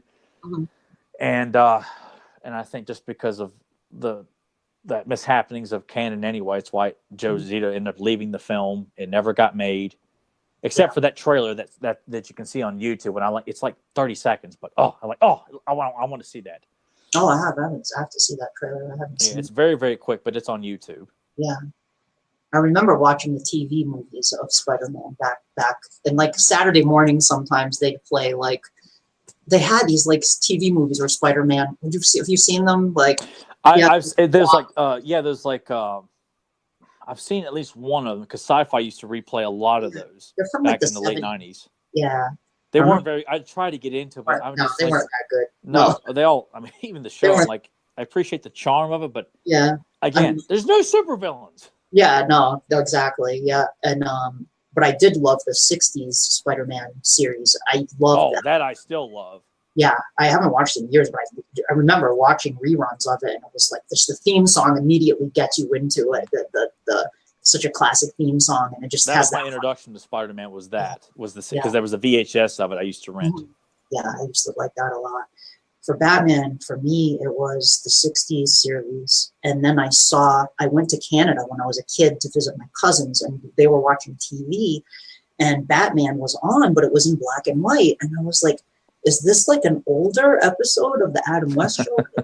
The movie serial. So I saw a little bit of that. And then there were cartoons, the Super Friends. He was in the Super Friends. And then there was also a Filmation Batman cartoon that they played in reruns. And then they did a new one that I saw on Saturday mornings when I was a kid, and it had Batmite in it.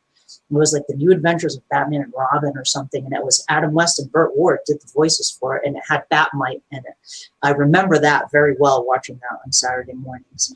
And I've heard of that one, but I've never seen any footage of it though. It's pretty bad. I'm sure if you look it up on YouTube, I'm sure there must be something. I mean, they had the stupid side Batmite. I like Batmite in the comics. Once in a while, it's fun to have him in like a side story, but it was like he was in every episode. I get old fast. It's like, why does Batmite have to be in every episode? Man, that waiter really sold a nice that tumble. Pretty good, yeah. Here we go. This is a great scene too. Yeah. Where he defaces all the paintings and stuff. Big boom box there. Yeah. Ghetto blaster. Yeah.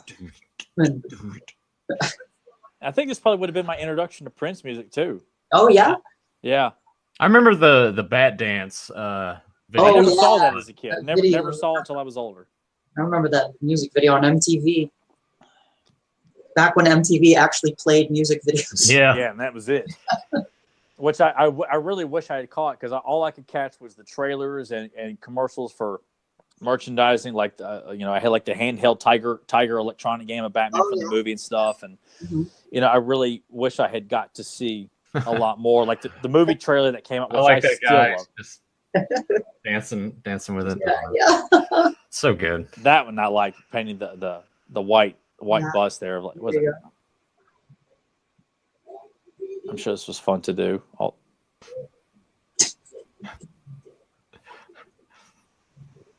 Kind of looks like me dancing, right, Tyler? When he knocks over the statue right there. Yeah, Nathan has done a lot of stuff like this in public places where he's just.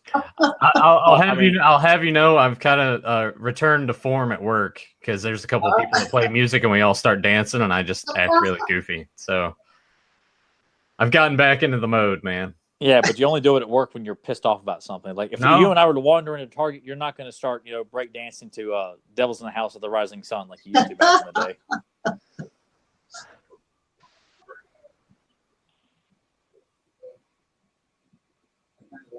I was so protective of Vicky Vale as a kid too. Like I'm like, that's Batman's girl. You leave her alone. I mean, I was so into women back then, where I was taking it personal, man. You get away from her. We're gonna reach the part 2 where he's gonna break through the glass, and you can actually you can actually see the wiring harness. That's but you're just like all those. You can see the harness. I never noticed that. Yeah, but I always took it like he's using something to kind of jump down with, not necessarily I mean, that could be the case too. I mean, but people who want to tear it apart will sit there and say what it is because it makes them look like they're smarter and when they really don't know anything. Yep, dead bodies. Pictures of dead bodies. Yep.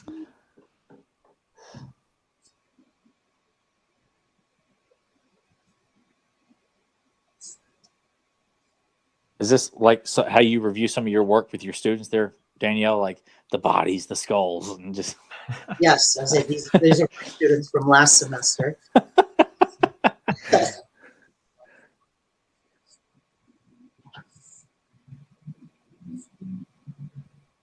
I actually played a joke on one of my students last week because he fell asleep during class. Oh Lord! So, you put a hex on him, didn't you? No, I don't get mad. I just get revenge. So I had one other student who stuck around after, and he thought it was hilarious that the kid was asleep. So I was like, all right, let's shut all the curtains in the class and shut off the lights, and you're going to come back in and pretend that he's been asleep. Oh, that's good. So like I went outside the room and he did it. He's like, he woke him up. He's like, Joe, wake up. He's like, and the guy woke up. He's like, dude, it's like 5 o'clock. He's like, my late class is about to start. You've been here all day. Mom's looking for you. And I was like out in the hallway and I went, hello. Like I did like a fake voice. And the guy was like, oh shit. And like he flipped out. Like, and then I walked in the room. We both started cracking up. I was like, and the guy was just like, he wasn't happy about it. He was just like really confused. And then he like kind of wandered off. And the other kid was like, I know never to fall asleep in one of your classes. Oh, like, that's awesome.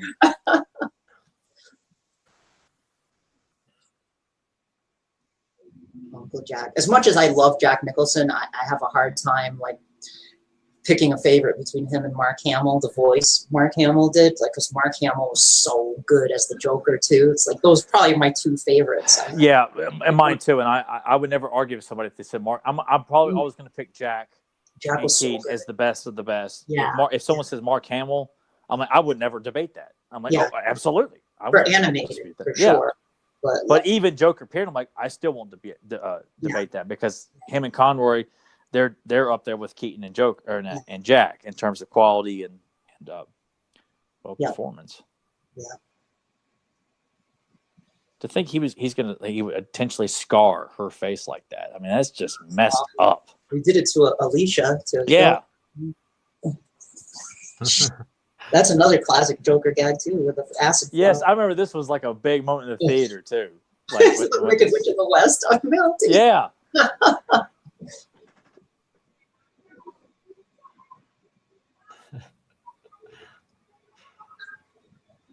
She's actually concerned. Yeah. Ready to kick some ass. Here we go. Yeah. Like, see, I didn't see that harness there. Yeah, it's just like a little tiny wire behind him. Such a great scene. You really have to pay attention to like. I mean, I saw it and I've seen it plenty of times, but he uses grappling gear all the time, so I always just took it like that. But I'm sure your know-it-alls on the internet are just like, oh, they clearly didn't know what they were doing on this film. Best Batmobile, bar none. Hands down. Oh yes, no doubt about it. Yeah. All time. It definitely it beats the 60 show, but that would be the next one. The second, I agree. 60 is the second. Yeah. I did not like. I keep feeling like we keep like shitting all over the Nolan movies, but I didn't like. Well, that's what we're here to do. I didn't like that. It sucked. I didn't like The it. Tumblr. Yeah. I guess I see it from the realistic perspective they're going with, but I'm like, come on, it's the Batmobile. Just make it the Batmobile. I know, but it's not. People want to see that, you know. Yeah. Or I hate how they had to call like, does it come in black? Like, you have to keep alluding to what you're doing to everybody for the audience to laugh at. I like the '60s one. I like the animated series version. Yeah. Batman Forever one was too over the top. I thought. With the wings on the back were just flopping all over the place. Yeah.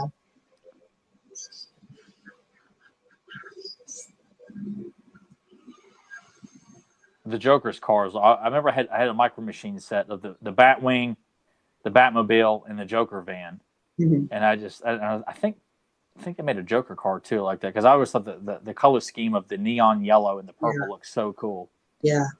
There was one thing I liked in Justice League about the Batman. I don't know if you guys saw Justice League. I didn't see that either. I was drunk, so most of it, I guess. There was the scene where Batman goes to meet with Gordon, and it pans up the buildings. Danny Elfman did the music for Justice League, so he played part of the Batman theme, like it's panning up to the top of the building. I heard they had done that. I'm sure when I watched it, I'm probably like, huh, that was nice, and then took like a big gulp of my liquor drink that I had.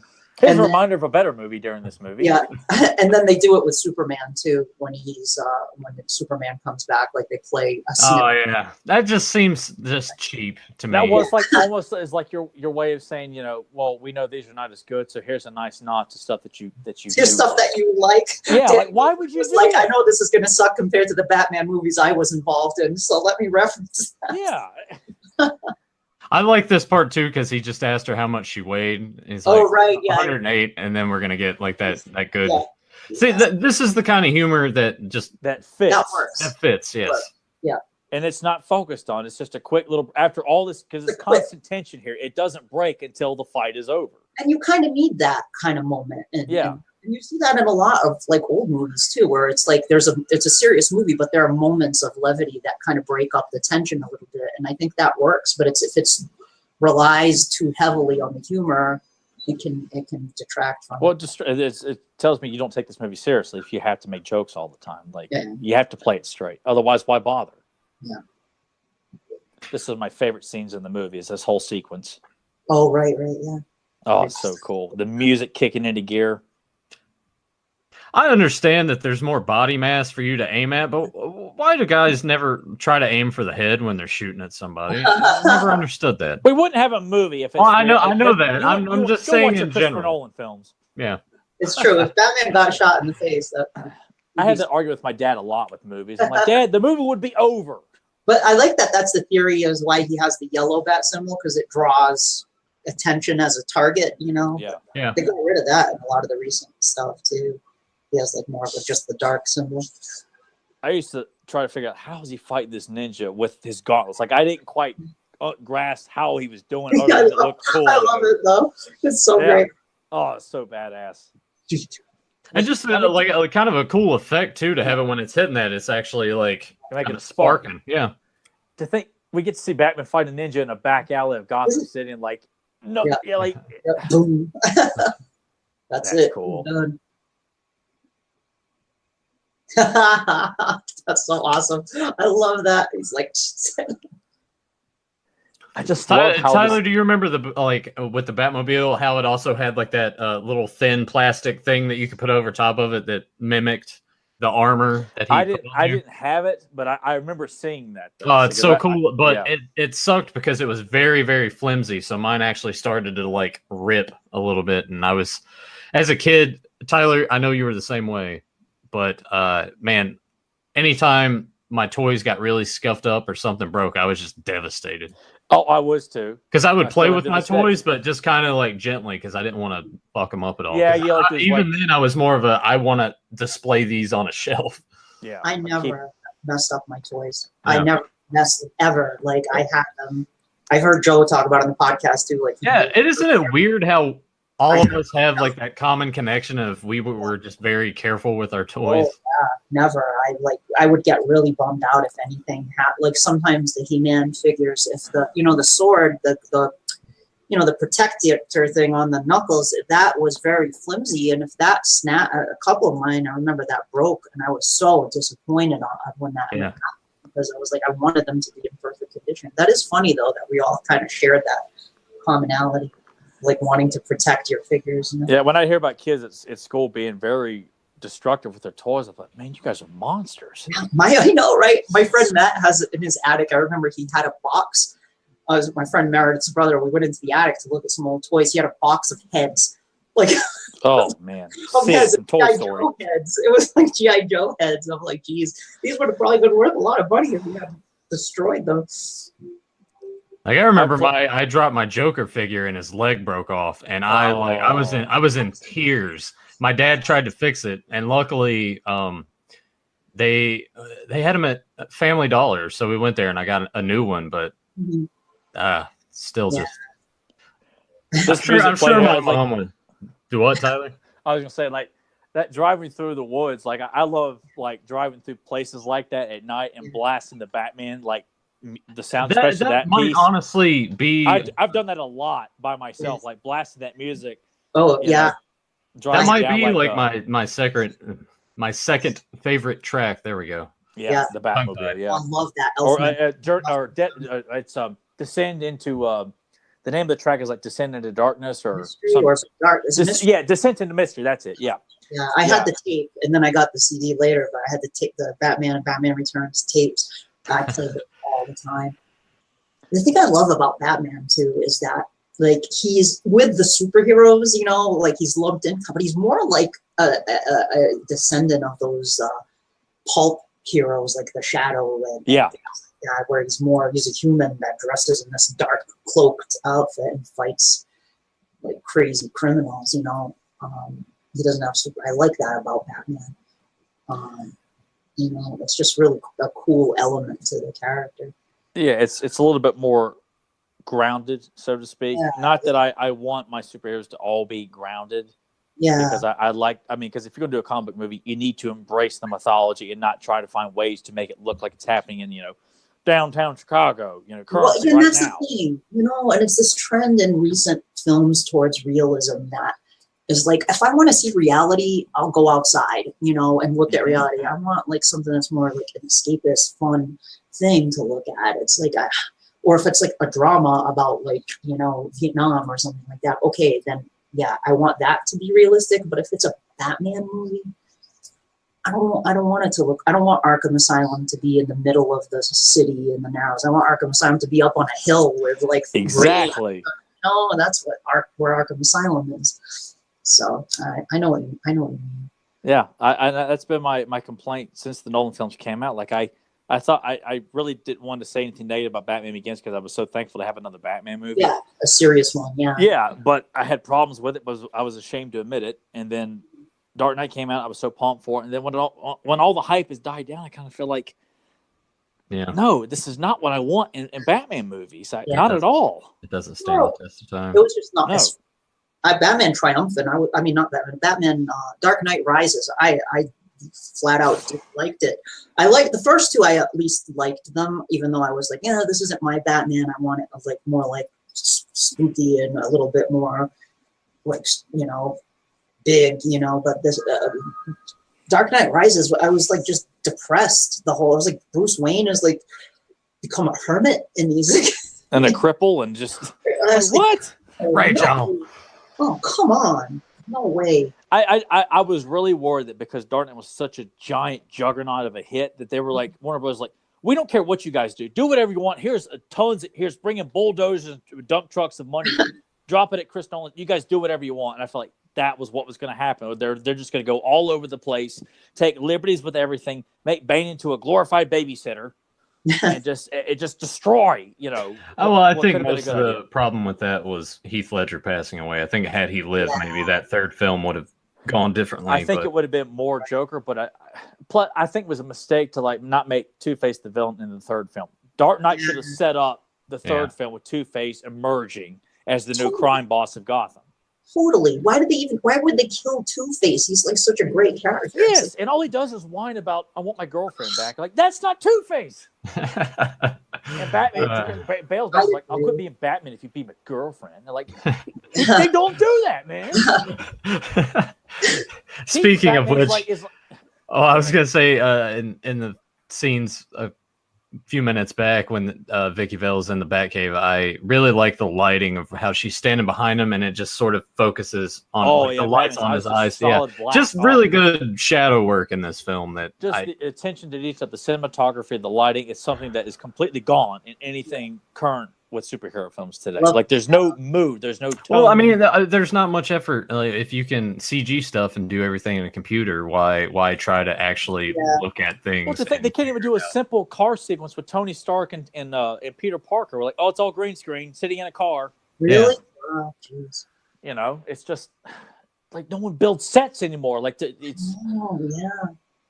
Burton, I've read likes to have a set. Even nowadays, I think he likes having a set, but it's definitely a lost art. It's like traditional animation too. You probably won't see that again. Like those classic cartoons that are cell animated, they don't have animation. You can't collect new animation cells from new. No, they don't exist. You know? And when they do release a 2D animated film, it always flops. Yeah. I mean, you can get a JPEG put on a flash drive. Yeah, true. That's a glass half full mentality. Yeah. Print it out on a laser printer. I don't know. I already told her to shut up. Like, he said a bad word. What did he say? When I saw this as a kid, when he tells her to shut up, I thought, man, he's being really mean. Was shut up sort of like a bad word to you? In my mind, it was. I was not told not to say shut up, but in my mind, I naturally thought saying shut up was like the equivalent of saying shit. You know? I remember when my parents tried to pull the whole thing on me of like saying sucks is really bad. Yeah. Like they stopped fighting me on that too, and they started saying it. It's like, don't be. You know. Or even when I tried to say fool, because I was quoting Skeletor, my dad snapped at me about that. I'm like, Skeletor said it. Why is that a bad word? He's a bad guy, though.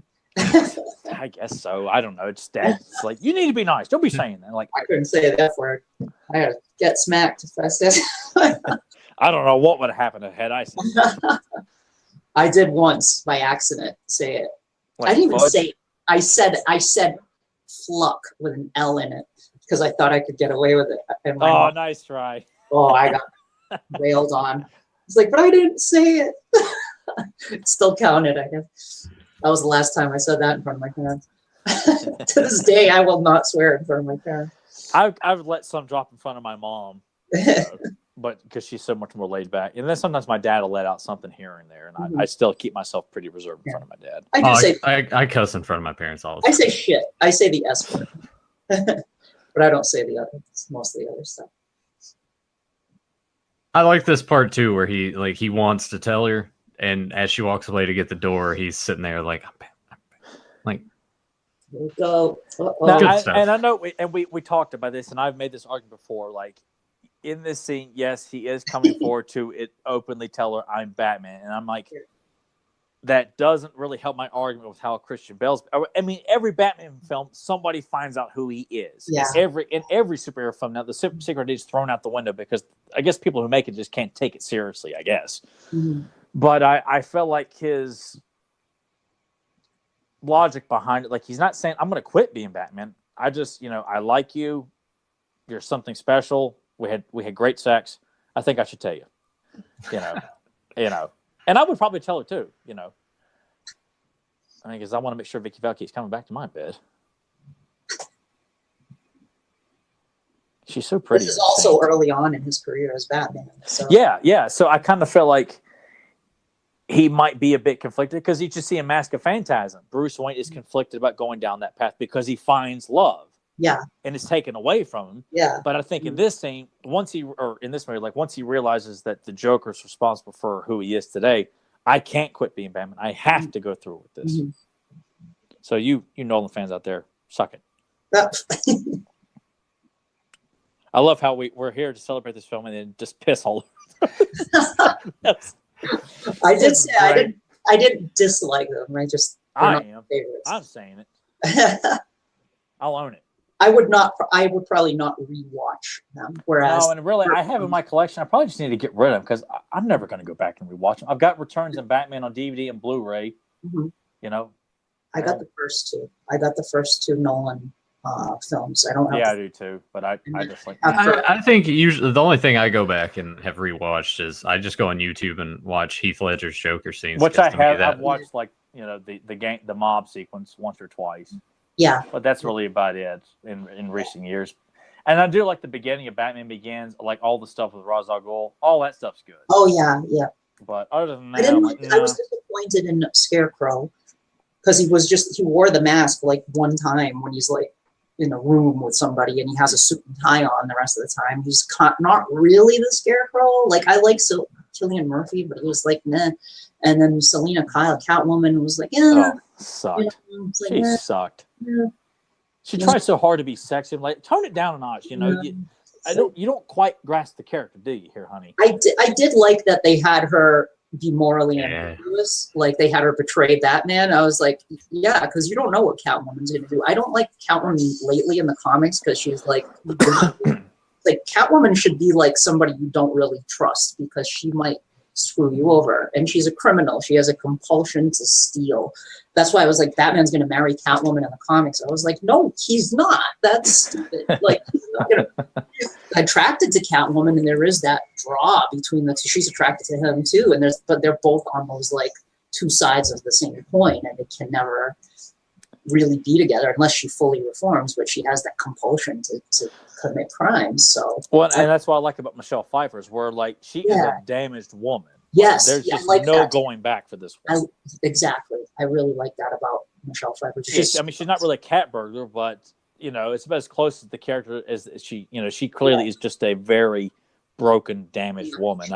Anne Hathaway's like she can't make up her mind. Like even when she like starts crying because she realizes what she's done to Batman, and then Bruce comes back to Gotham, and then she turns on like, "Oh, you don't know who I am now." It's just like, look, we get it. You think you're sexy, but this is not the time in the movie to start pretending like you don't care anymore. Yeah. Oh, hate that movie. Yeah, I didn't care. And Bane, I can't understand what he's. Especially there was some video with like Batman and Christian Bale, Batman and Bane. Tom Hardy Bane was actors playing them having a conversation, and they couldn't understand. One couldn't understand what the other was saying.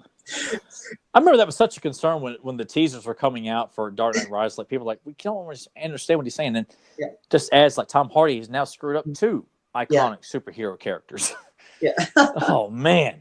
What did you guys think of that scene where it's like the let's get nuts? You want to get nuts? Let's get. A lot of people make fun of that scene. No, I love that. I took it as like, oh man, this is serious, dude. Yeah. But I just now I think it's something that's easily quoted. And I remember George Costanza saying it in Seinfeld also.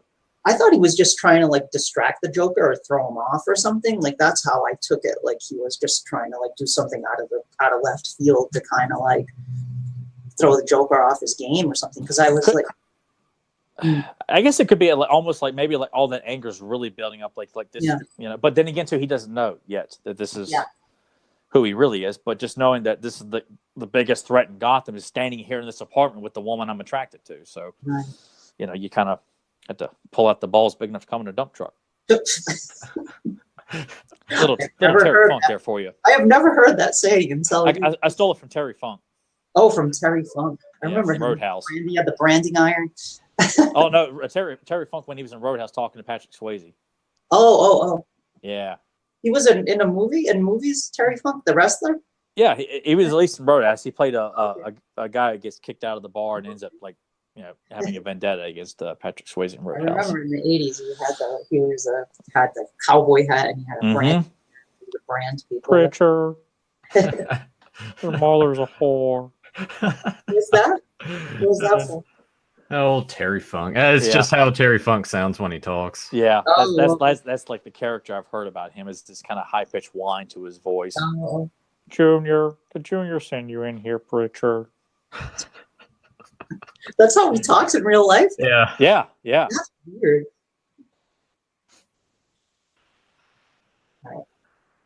Man, just look at Billy D, how suave and swagger he is there. I Like to know. see him as Two-Face. It just every time I watch this film, if I ever had the opportunity, I mean, that's all I would want to talk about. Forget Lando or Nighthawks or anything else. Yeah. I want to talk about what he Well, would. what about his malt Two-Face. liquor commercials? I'm all like, Colt 45.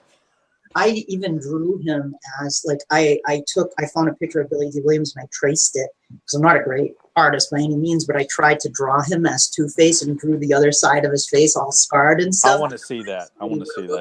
Yeah, when I was a teenager, I tried to draw him. I've seen like some really poor renditions of it, but at least there's people out there who want to see it done though. Yeah. He's supposedly coming back as Lando in the next Star Wars. Yeah, which I'm like, that's not going to get me back in the theater to see it. I'm gonna mute my mic here in a sec to prevent dog mass hysteria.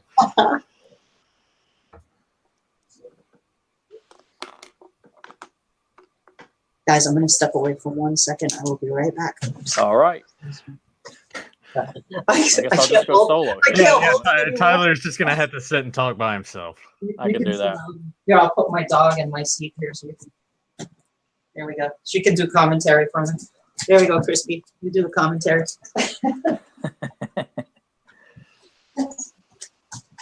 I used to wonder too, like in watching this, like to think everybody that sees this broadcast, like they're all excited about the money, regardless of who's dumping the cash out. Yeah, that would be awesome. Well, I mean, would there be probably quite true the way people act in times of, people decide, hey, let's go riot and tear stuff up. So why? Well, that's the thing. Like, I'm sitting here thinking what he's already done to cause terror in the city. What makes you think by him saying he's going to do this, he's going to be cash? What makes you think like, well, I got to believe him? Like, yeah. I don't know. Yeah, this is the ideal Batcave setup to me. Like, I never look at it any other way. Between this and the animated series, like this is it.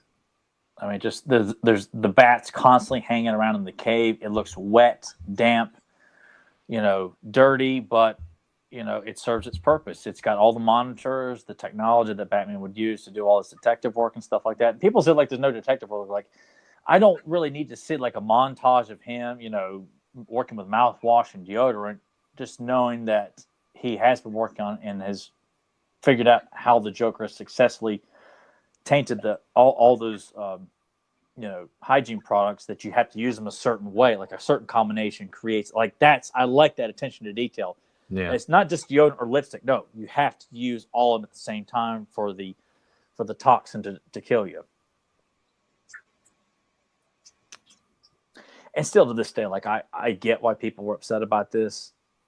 It doesn't bother me at all. Like I know it's not right for Joker to be the killer of Batman's parents, but within the context of the film, it's never really bothered me when I would see that in some it never bothered me either. Yeah, but I get it. And same thing I do too. I come to the Batcave, but I like the relationship that those two have. They have a great moment in the Batcave with Danny Elfman's score, and plus if it just makes the showdown in the bell tower when Batman says, "I'm going to kill you," like that much more exciting when he says it. This is shot very well. There's such terror in this scene with the shadows, the looks of tension and fright on their faces. I used to think that was Bob the Goon when I was a kid. That's a young Bob the Goon. I had theories for everything when I was a kid. It is, it is funny that we have spent a decent chunk of time just tearing the Nolan films apart while we're doing it. But I feel like, how can you not when we're talking about this film that we all love, and I'm even seeing it in the chat, like they're kind of taking a dump on it too. Like, we don't need that super serious, super realism in our superhero movies. It just, like Penny was saying, if you want that, well, I'll be in the mood to watch a drama or a period piece. Like, I don't want to watch Law and Order during a Batman film. Like, it's about Batman. I don't care about the police force in it. It should be a plot point or a means to an end, but that's it. And because the police are used so sparingly in this film and Batman Returns, and that's the way it should be. And Vicky and her kind of naturally curled, crimped hair here. Oh yeah, I forgot you get like a huge hard dinger for crimped hair. Oh yeah, she looks so hot in her white hair. And I'd love to have this kind of. So you must have loved Daryl Hannah and Splash then. Oh, just Daryl Hannah in general. I went to see that when that came out. I really wanted to see Splash. Now, see, I can picture Tyler here, teenage Tyler back in 1989 when this happens. He's like, "That's it, I'm done," and he walks out of the movie theater. No, you're just teaming up with her here. No, I legit think if you would have seen this when you were older and you were as into the comics, you would have. I think you would have flipped your lid. You would have been like, "This movie sucks." No, I mean, look, as we have continued to see in superhero movies today, all these secret ideas get revealed, and so, like in Batman Begins, Christian Bale just comes out and tells her, "Hey, I'm Batman," right there on the spot. Yeah. Okay, and no one had a problem with that. Bane finds out who he is. Of course, that's in the comics as well. You know, it just. I thought when I saw it, I was like, "Oh crap, Vicky Vale's gonna die." Because it just like, if you find out the superhero's identity, that's like a death sentence almost sometimes in the comics, you know, like if an outsider finds out the secret. But she didn't die, she lived. Well, and I think, you know, given how this scene is done, and like right here, what Keaton's getting ready to say, I'd like to, but he's out there right now, and I've got to go to work. That wraps up this whole idea that she found out, but he clearly says, I want a life with you, but I have other priorities. That's Batman. So that makes all this forgivable. Yeah. In a sense that, you know, they're not going along with what the consensus should be. Like, oh, he's going to quit being Batman at the end of the movie or something like that. And they're going to go off and have lots of kids or something. I do like that they make a joke about it in the second. Oh, yeah, that was awesome. Somebody on the back here. Oh, hey, babe, come on in. You know, that was awesome. And the look on Alfred's face, like he's, you know, shut the hell up. I like this part here, how he just shoots the door open. Yeah. I love that. Just having machine guns on the Batmobile like that is just cool looking. And I guess are people pissed off that he's going to go in here and drop a bomb and kill all the Joker's goons? And people are like, how dare he do that? You know, it ain't like Ben Affleck's Batman. They're leaving. See, they left. They're running out. They're not going to die. Oh, there we go. Okay. All right. I guess these guys don't run out.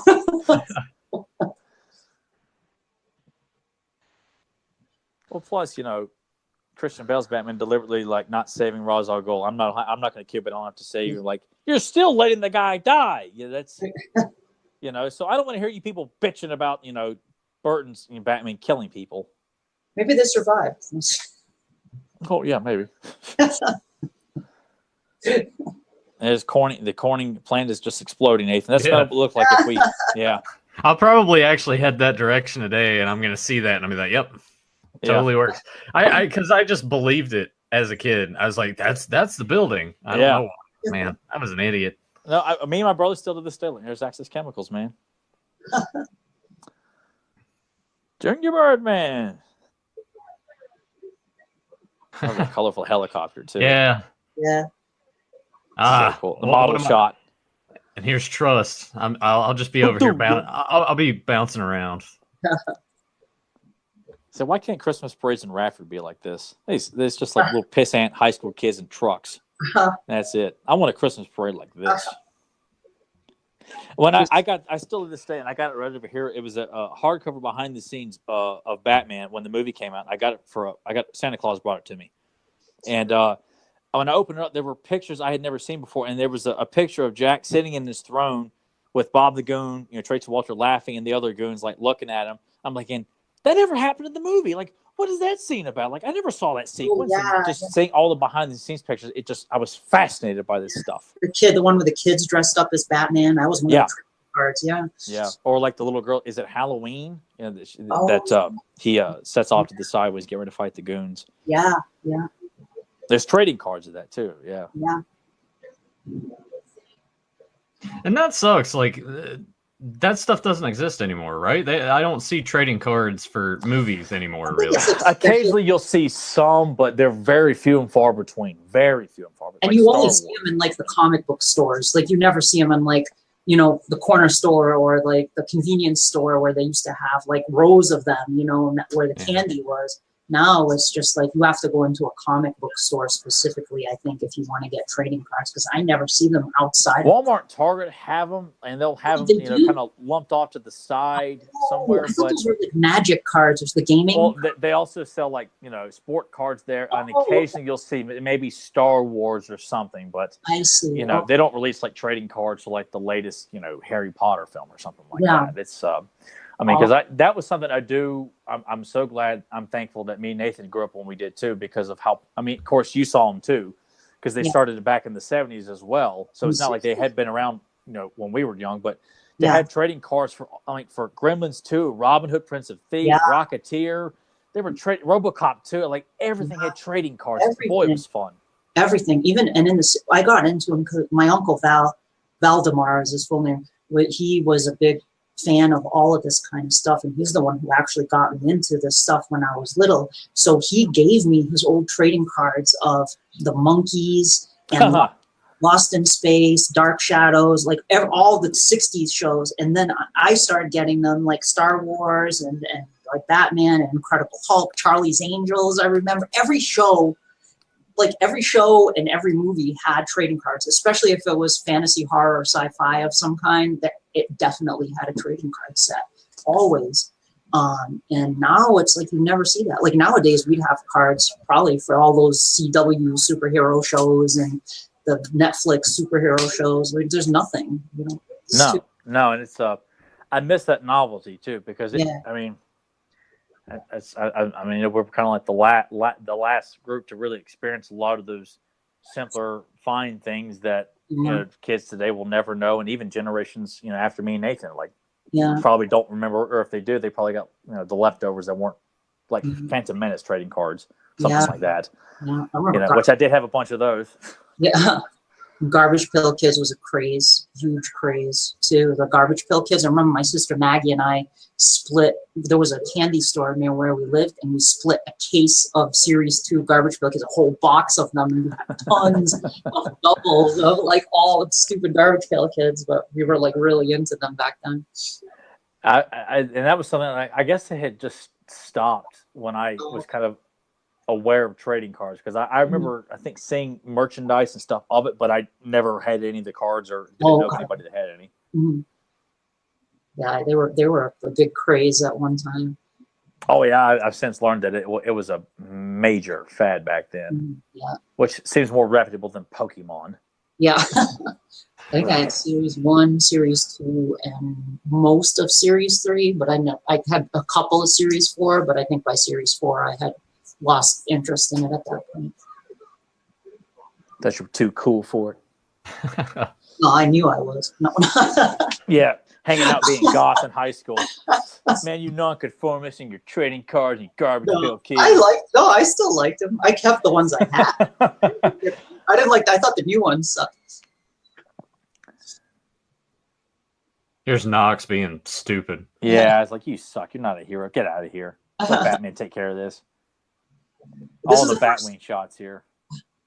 This is the first time I remember in a superhero show or movie where the superhero costume actually looks like muscular, because all the other ones were cloth before that I remember. Anytime you had a live action superhero thing, it was like a cloth costume. This was like a sculpted costume, which of course inhibited his head motion. He had to kind of turn his whole body to turn, but it looked so cool. It was like the first time you saw something that looked very similar to what it looked like in the comics with the musculature and stuff, And I appreciate the change they made too in the second one, where it looked just more like body armor, right? Instead of like showing ab definition, pec muscles, they show like it just looks like a body armor, around and it looked awesome though. It did look great. Yeah. I mean, and people use it as a slight towards Michael Keaton. I'm like, well, you do realize even muscles don't actually show through tights too, So it's if comics have to draw that in there, it doesn't actually show through it. So even Henry Cavill and Batfleck and all the others, they have to have it sculpted into their outfits. And all the music during this sequence too, with the Batwing attacking Joker's balloons and stuff. Oh, it's epic as hell. My balloons. Yeah. The Batwing. first time we saw that too. Because before that, I remember the bat plane, but I think the bat wing came out of this movie. Nice. And I remember I was so like shocked to really see it used as much as it was, because as a kid I was like surprised that the Batwing got as much screen time as it did. You kind of felt like the Batmobile would get some shiny moments, but with all the other Bat vehicles, you kind of feel like the Bat Cycle, the Bat Copter, the Batwing, the Bat Plane. You kind of feel like how they're gonna have time to have something like this and this whole sequence dedicated to the Batwing. Like it's so cool.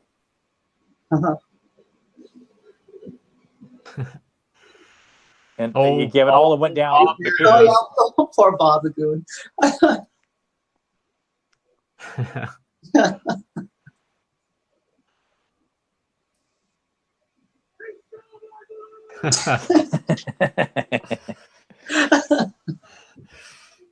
Bang. Ah. and his delivery of that too. So nonchalant.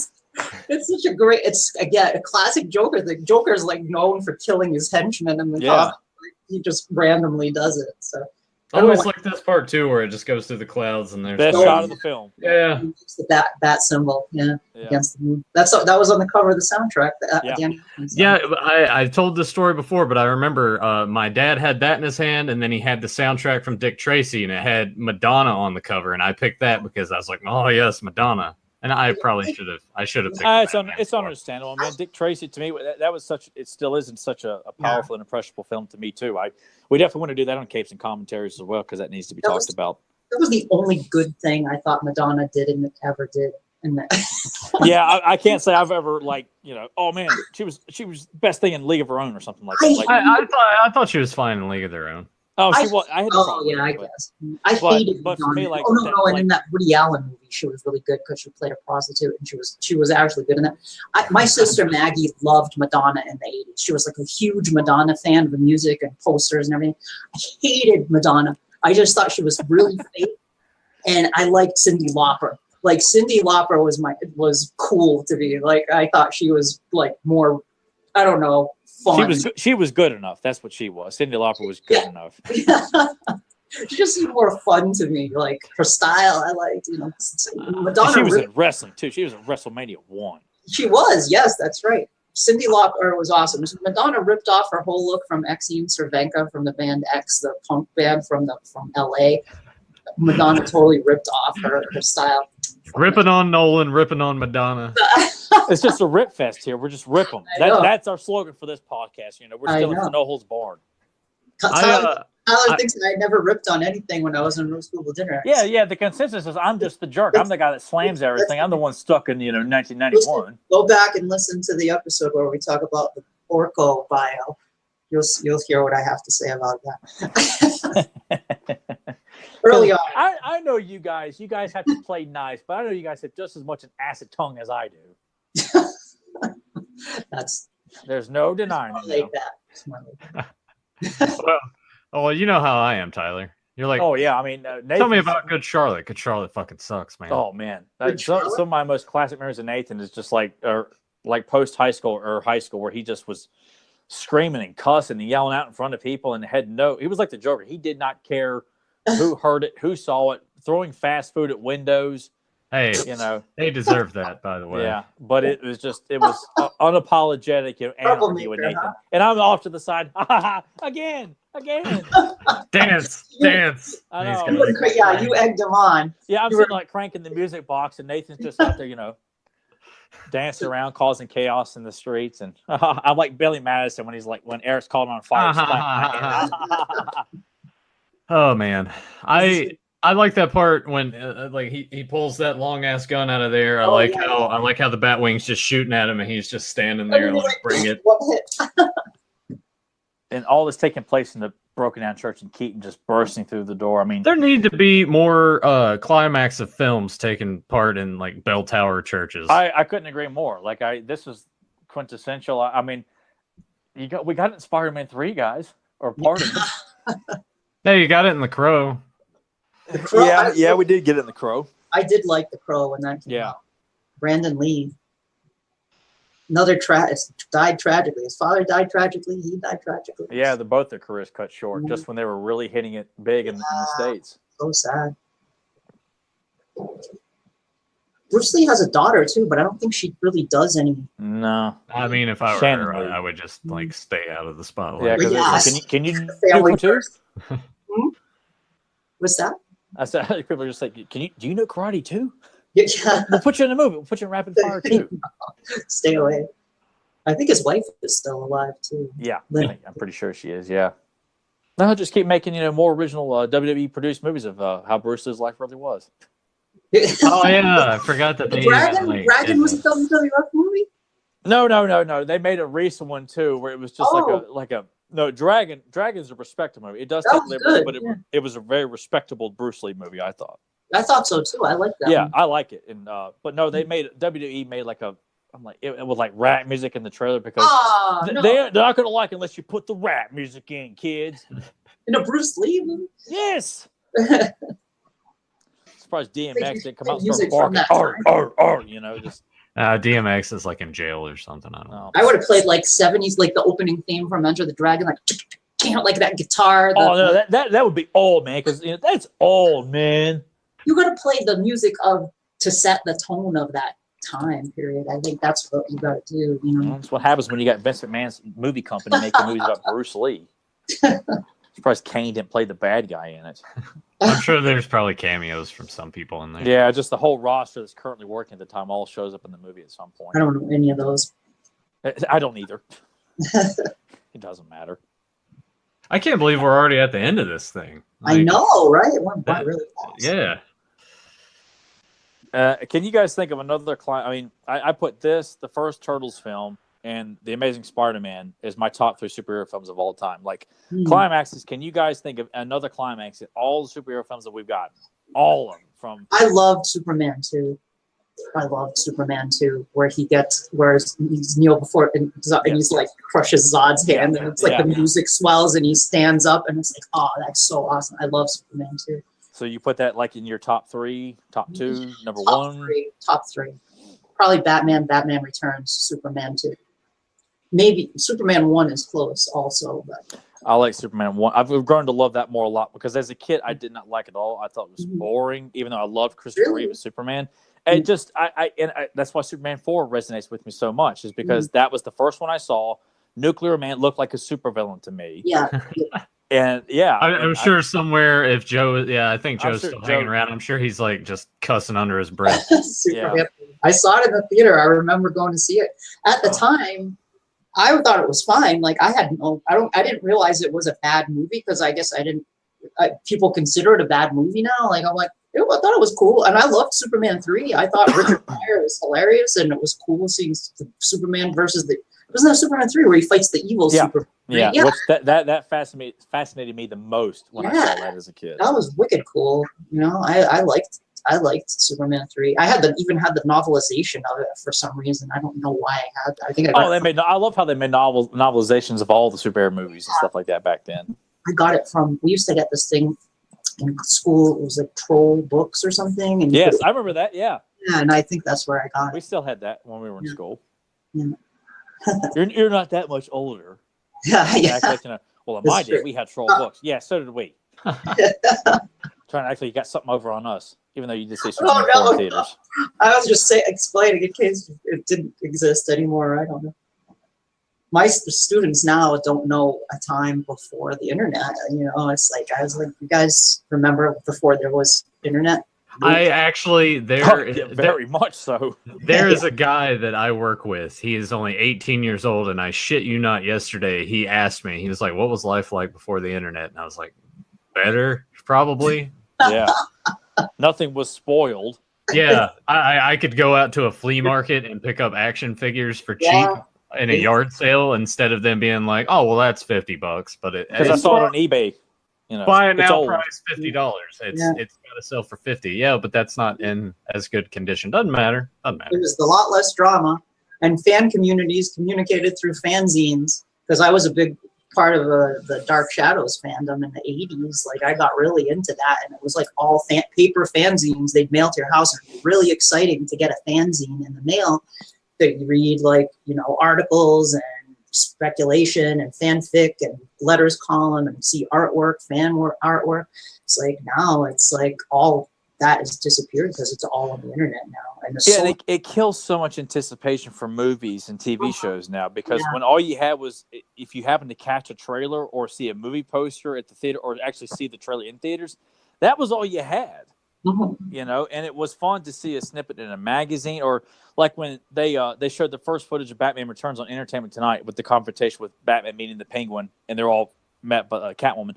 We tuned in. We all sat down together to watch that scene, and it was unbelievable to catch that footage, because that was the only way you could see something like that. It was a big, exciting premiere for it. It was. It really was. It was so exciting to see that. And I'm glad I got to experience that, because I know. Don't get me wrong. I know all three of us can agree that there are times we are very glad to have things so accessible now. If we want to watch the trailer for Batman '89, we can do it right now on YouTube within seconds. And have multiple choices to choose from. Interviews with Keaton when he's doing the circuit on David Letterman when the movie premieres and stuff. Well, it's like anything. It's a double-edged sword. It's got its benefits, but it also has just it brings out a lot of terrible people. So I don't miss the hunt for fit toys. Like Val and I disagree on this. Like Val loves the hunt. He misses. Oh, that is fun. I agree with that. I'm like, I would never want to do that again. I can go online. I'll pre-order my figures. I go to Super 7 website. Okay, I'm going to get the whole wave. Done. Now I'll just wait till they come in. I don't need to go to Well, given what stores carry now, like I think for the figures that we like, we're better off ordering, because they're not going to order enough, or if they order a case of He-Man classics, like the one case will sit there on the shelf because people in our area wouldn't know what a He-Man figure is, so everybody get. So I miss the hunt, but there's nothing to hunt for. Yeah. I wouldn't want it. Like if they decided to put classics back, they were like, okay, we're going to continue classics, but it's going to be retail only, and we're going to have sorry to laugh. I just she notices Batman, and she's starting to kiss him, and unless you got fuzz in her mouth. It's just pulling it out there. The lint. And I like how too that one goon was kind of giving the Batman a run for his money. Like they had like a good little fist fight going there. Yeah, they did. Yeah, he got distracted from the movie. Reminiscing. And I like that part where she goes down, and he's just nice little. That was really surprising in the theater, and I was like, no way, they're implying that. Like, what's going on here? Best part of the movie right now.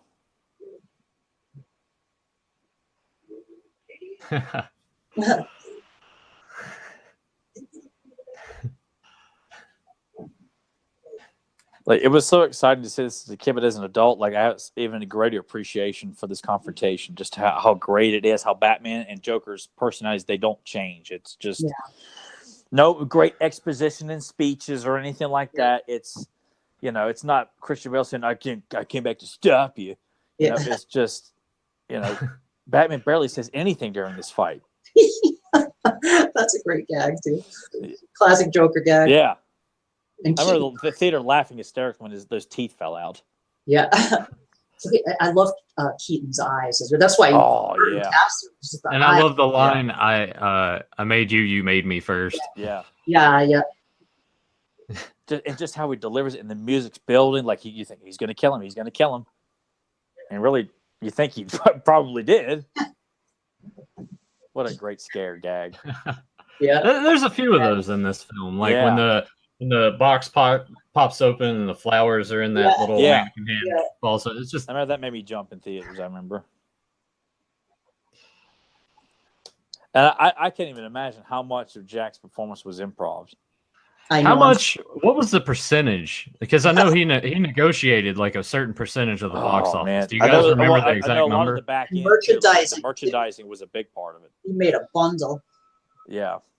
Because he even says, that's one of the things I love about this. I would love to hear more about it, but he felt before the movie, months before it even came out, he felt like this movie has got a lot of potential financially. So I probably need to capitalize on that. Yeah, that was smart. That was a really smart. Yeah, it was, because he's the only one you really you didn't hear Keaton or anybody else do that.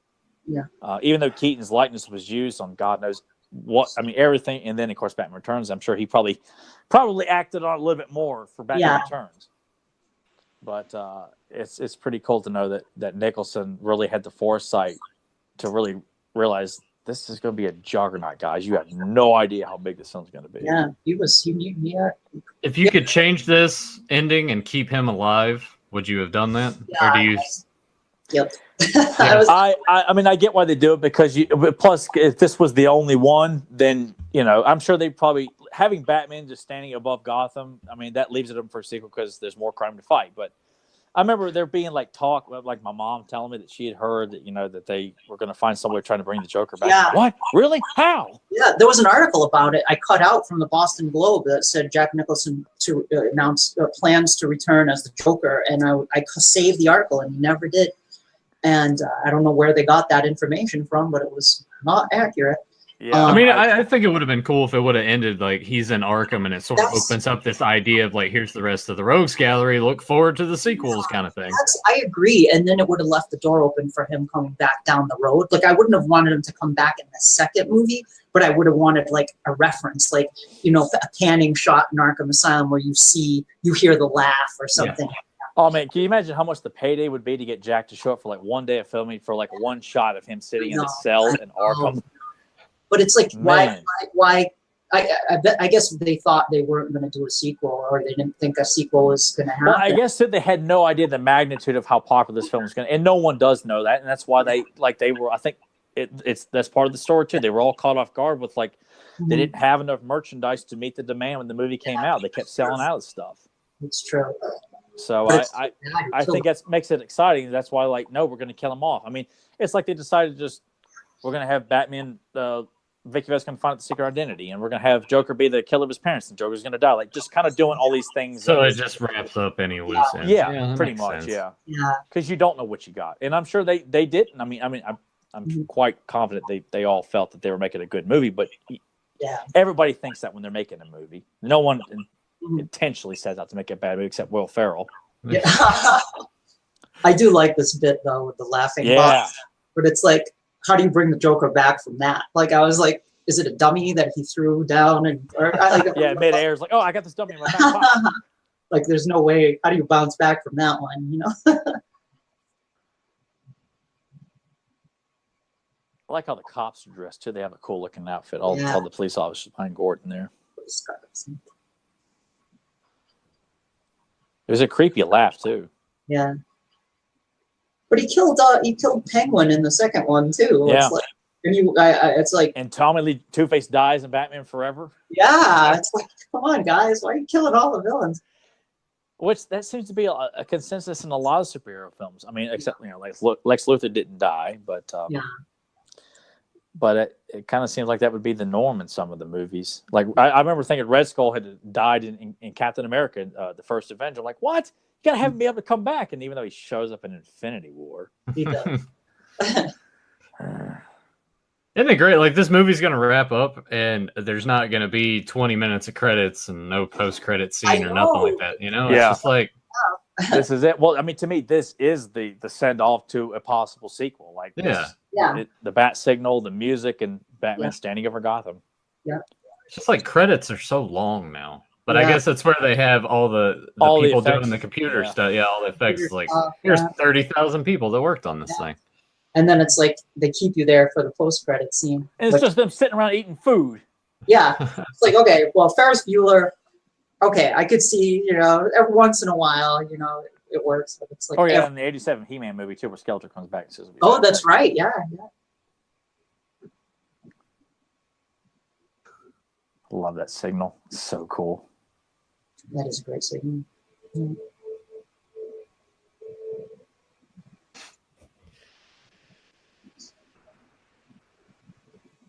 Oh, and the cars, I love them. Yeah. I mean, everything. I guess, we touched on it before, but this is kind of how a animated series film would look because of all the vintage cars, the Tommy guns. Everyone looks like a 1930s gangster. Sure, yeah. Bring it back, Warner Brothers. Yes. If you're gonna do this live action stuff. Yeah, the animated series nailed it too. They were I think they recognized hey, this is really cool. This is effective. They even used the theme with a variation of the theme music. It's tying it into what works, Yeah, to give it its own kind of reality. It's not our reality, but it's a kind of one. That's where I feel like you can get away with the comic book elements more, and you don't feel like this feels like it's been shoehorned in, like it doesn't fit with the reality you're setting up here. Yeah. I kind of always expect like these epic shots. Like when Spawn came out, I expected the movie to end like this. And it didn't. But that's how you send off a super. You send them off like, you know, they're on patrol. Mm-hmm. Oh, man. And there we go. That's done. There we go. Wow. That was so much fun to discuss this movie with you guys. And bash the Nolan films and bash Madonna and bash all the new stuff. I know. Thanks for having me on, guys. I know. I feel like we're like old. Like I'm like, I do like a lot of new things. I just there's certain. Well, they're few and far between. You know, there are occasional good things like John Wick and the It remake that come out that are good. But for the most part, we're not just saying because we're older. Like, no, the quality's not there, people. We're not sitting on our front porch, you know, banging our cane and you know and all that stuff. You know, at least not yet. You know, I just the realism stuff. So, like, I watched the new season of Iron Fist, which I thought was pretty good. It was better than the first season of Iron Fist. I've heard people trash it. But it's like, well, there's no. It's like there's a flashback scene with the costume. But it's like I want to see Iron Fist in the Iron Fist costume doing martial arts because that's I am what so Iron fed Fist. up with people not being, or they're all afraid to do the costume. Like Daredevil wasn't. Why is everybody else? It's like that's why we like those characters, and it's part of what we like about those characters, like their look, the iconic look of the character, and what's what the character is known for. So like he came out of that '70s martial arts craze, and it's like I want to see more of that. You know? Yeah, and we watched the Defenders. Like, man, he's the weakest link of all four. Like he's just constantly being kidnapped and beaten up, and like it's true. You know, I'm all about that. Like I make no bones about it. Like my superheroes have to have the costume. That's why I didn't like Smallville. I don't want to watch Gotham. Well, the new season of Daredevil, he's not in the costume the entire time. He's wearing the black one, but the black, yeah. And Bullseye never wears the Bullseye costume for the whole at least thing. not yet. What? Not yet. Not yet. Yeah, he probably will. He will in the fourth season. Yeah, I still got to watch season 3. I'm sure of it. Yeah. You know, the way they send off the series, like that's like letting everyone know we will get the Bullseye that we want to see. So I did enjoy season 3 of Daredevil. Oh, I did too. And I still got to watch it. It was cool seeing Kingpin finally where the white suit as Kingpin. You know. Oh yeah. You need to get on it, Nathan. Emily hasn't watched season 1 and 2. Look at her. She's going to fall asleep anyway. Yeah, that's probably when I'll have to watch it. But I guess before we wrap everything up on a live stream for the chat and everything, any more final thoughts on Batman '89? I kind of feel like I know where we're going to go with this. Like to me, it's the definitive comic book film that nothing else really has touched it since then. To me, I don't know.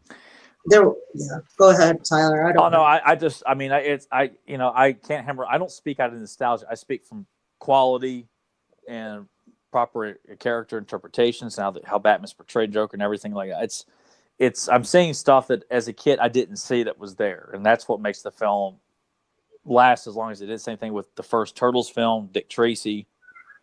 Why Christopher Reeve Superman films are that Superman, not Henry Cavill or Brandon Routh could have been a really good at Superman. I still think he could have been a good one. It's just a bad movie. The script sucked, but I thought he had the right characteristics of Superman. And so it's not his fault. But it is by far the best superhero film in my opinion. It will probably always be that way. I don't ever see it being topped. It's hard to. I mean, there have been some good ones like the first 2 Captain America films. I love both Amazing Spider-Man films. The second one does have problems. But, I just feel like these guys got it. They were not afraid to – I guess what makes it even more special, you realize these guys knew what kind of gamble they were making or taking and making a film that was not meant for kids, making it an edgy, dark, sophisticated Batman film and not being shy about it. This is it. Here it is. We're not going to try and soften it for the kids. Like I love how Jack Nicholson says – we're not going to try and brighten it up for the kids when he's talking about the Joker. Like if he's going to be a Joker, he needs to be a nasty guy. And that's what I feel like is lacking in today's superhero films. They're all afraid of making it threatening, serious, and that the villains shouldn't be played for laughs or punchlines for Chris Pratt to go, oh. I was wondering if we were going to get like a little Chris Pratt jab. Well, I did it earlier by slamming episode. Guardians of the Galaxy being responsible for the garbage we're getting now. But Chris Pratt is hot. What's that? Chris Pratt is hot.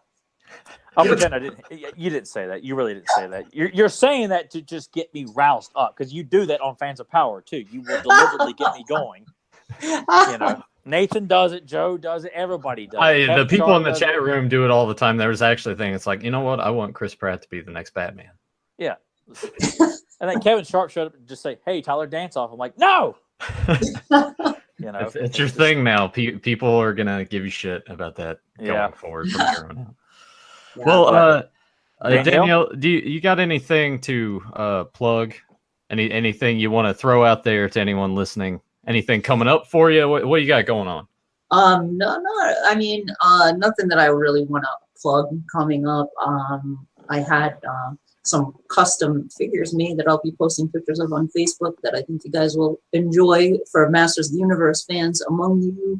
I had a couple of customizers in the community, including Joe and Hunter Knight Customs and Ombre X do customs, and I revealed Ombre X's Twiggets, which he has produced several of. So I put Twiggets. I'm going to show some pictures of some of the other stuff that I think you guys will dig. But as for personal projects, I don't have anything to plug right now. But thank you.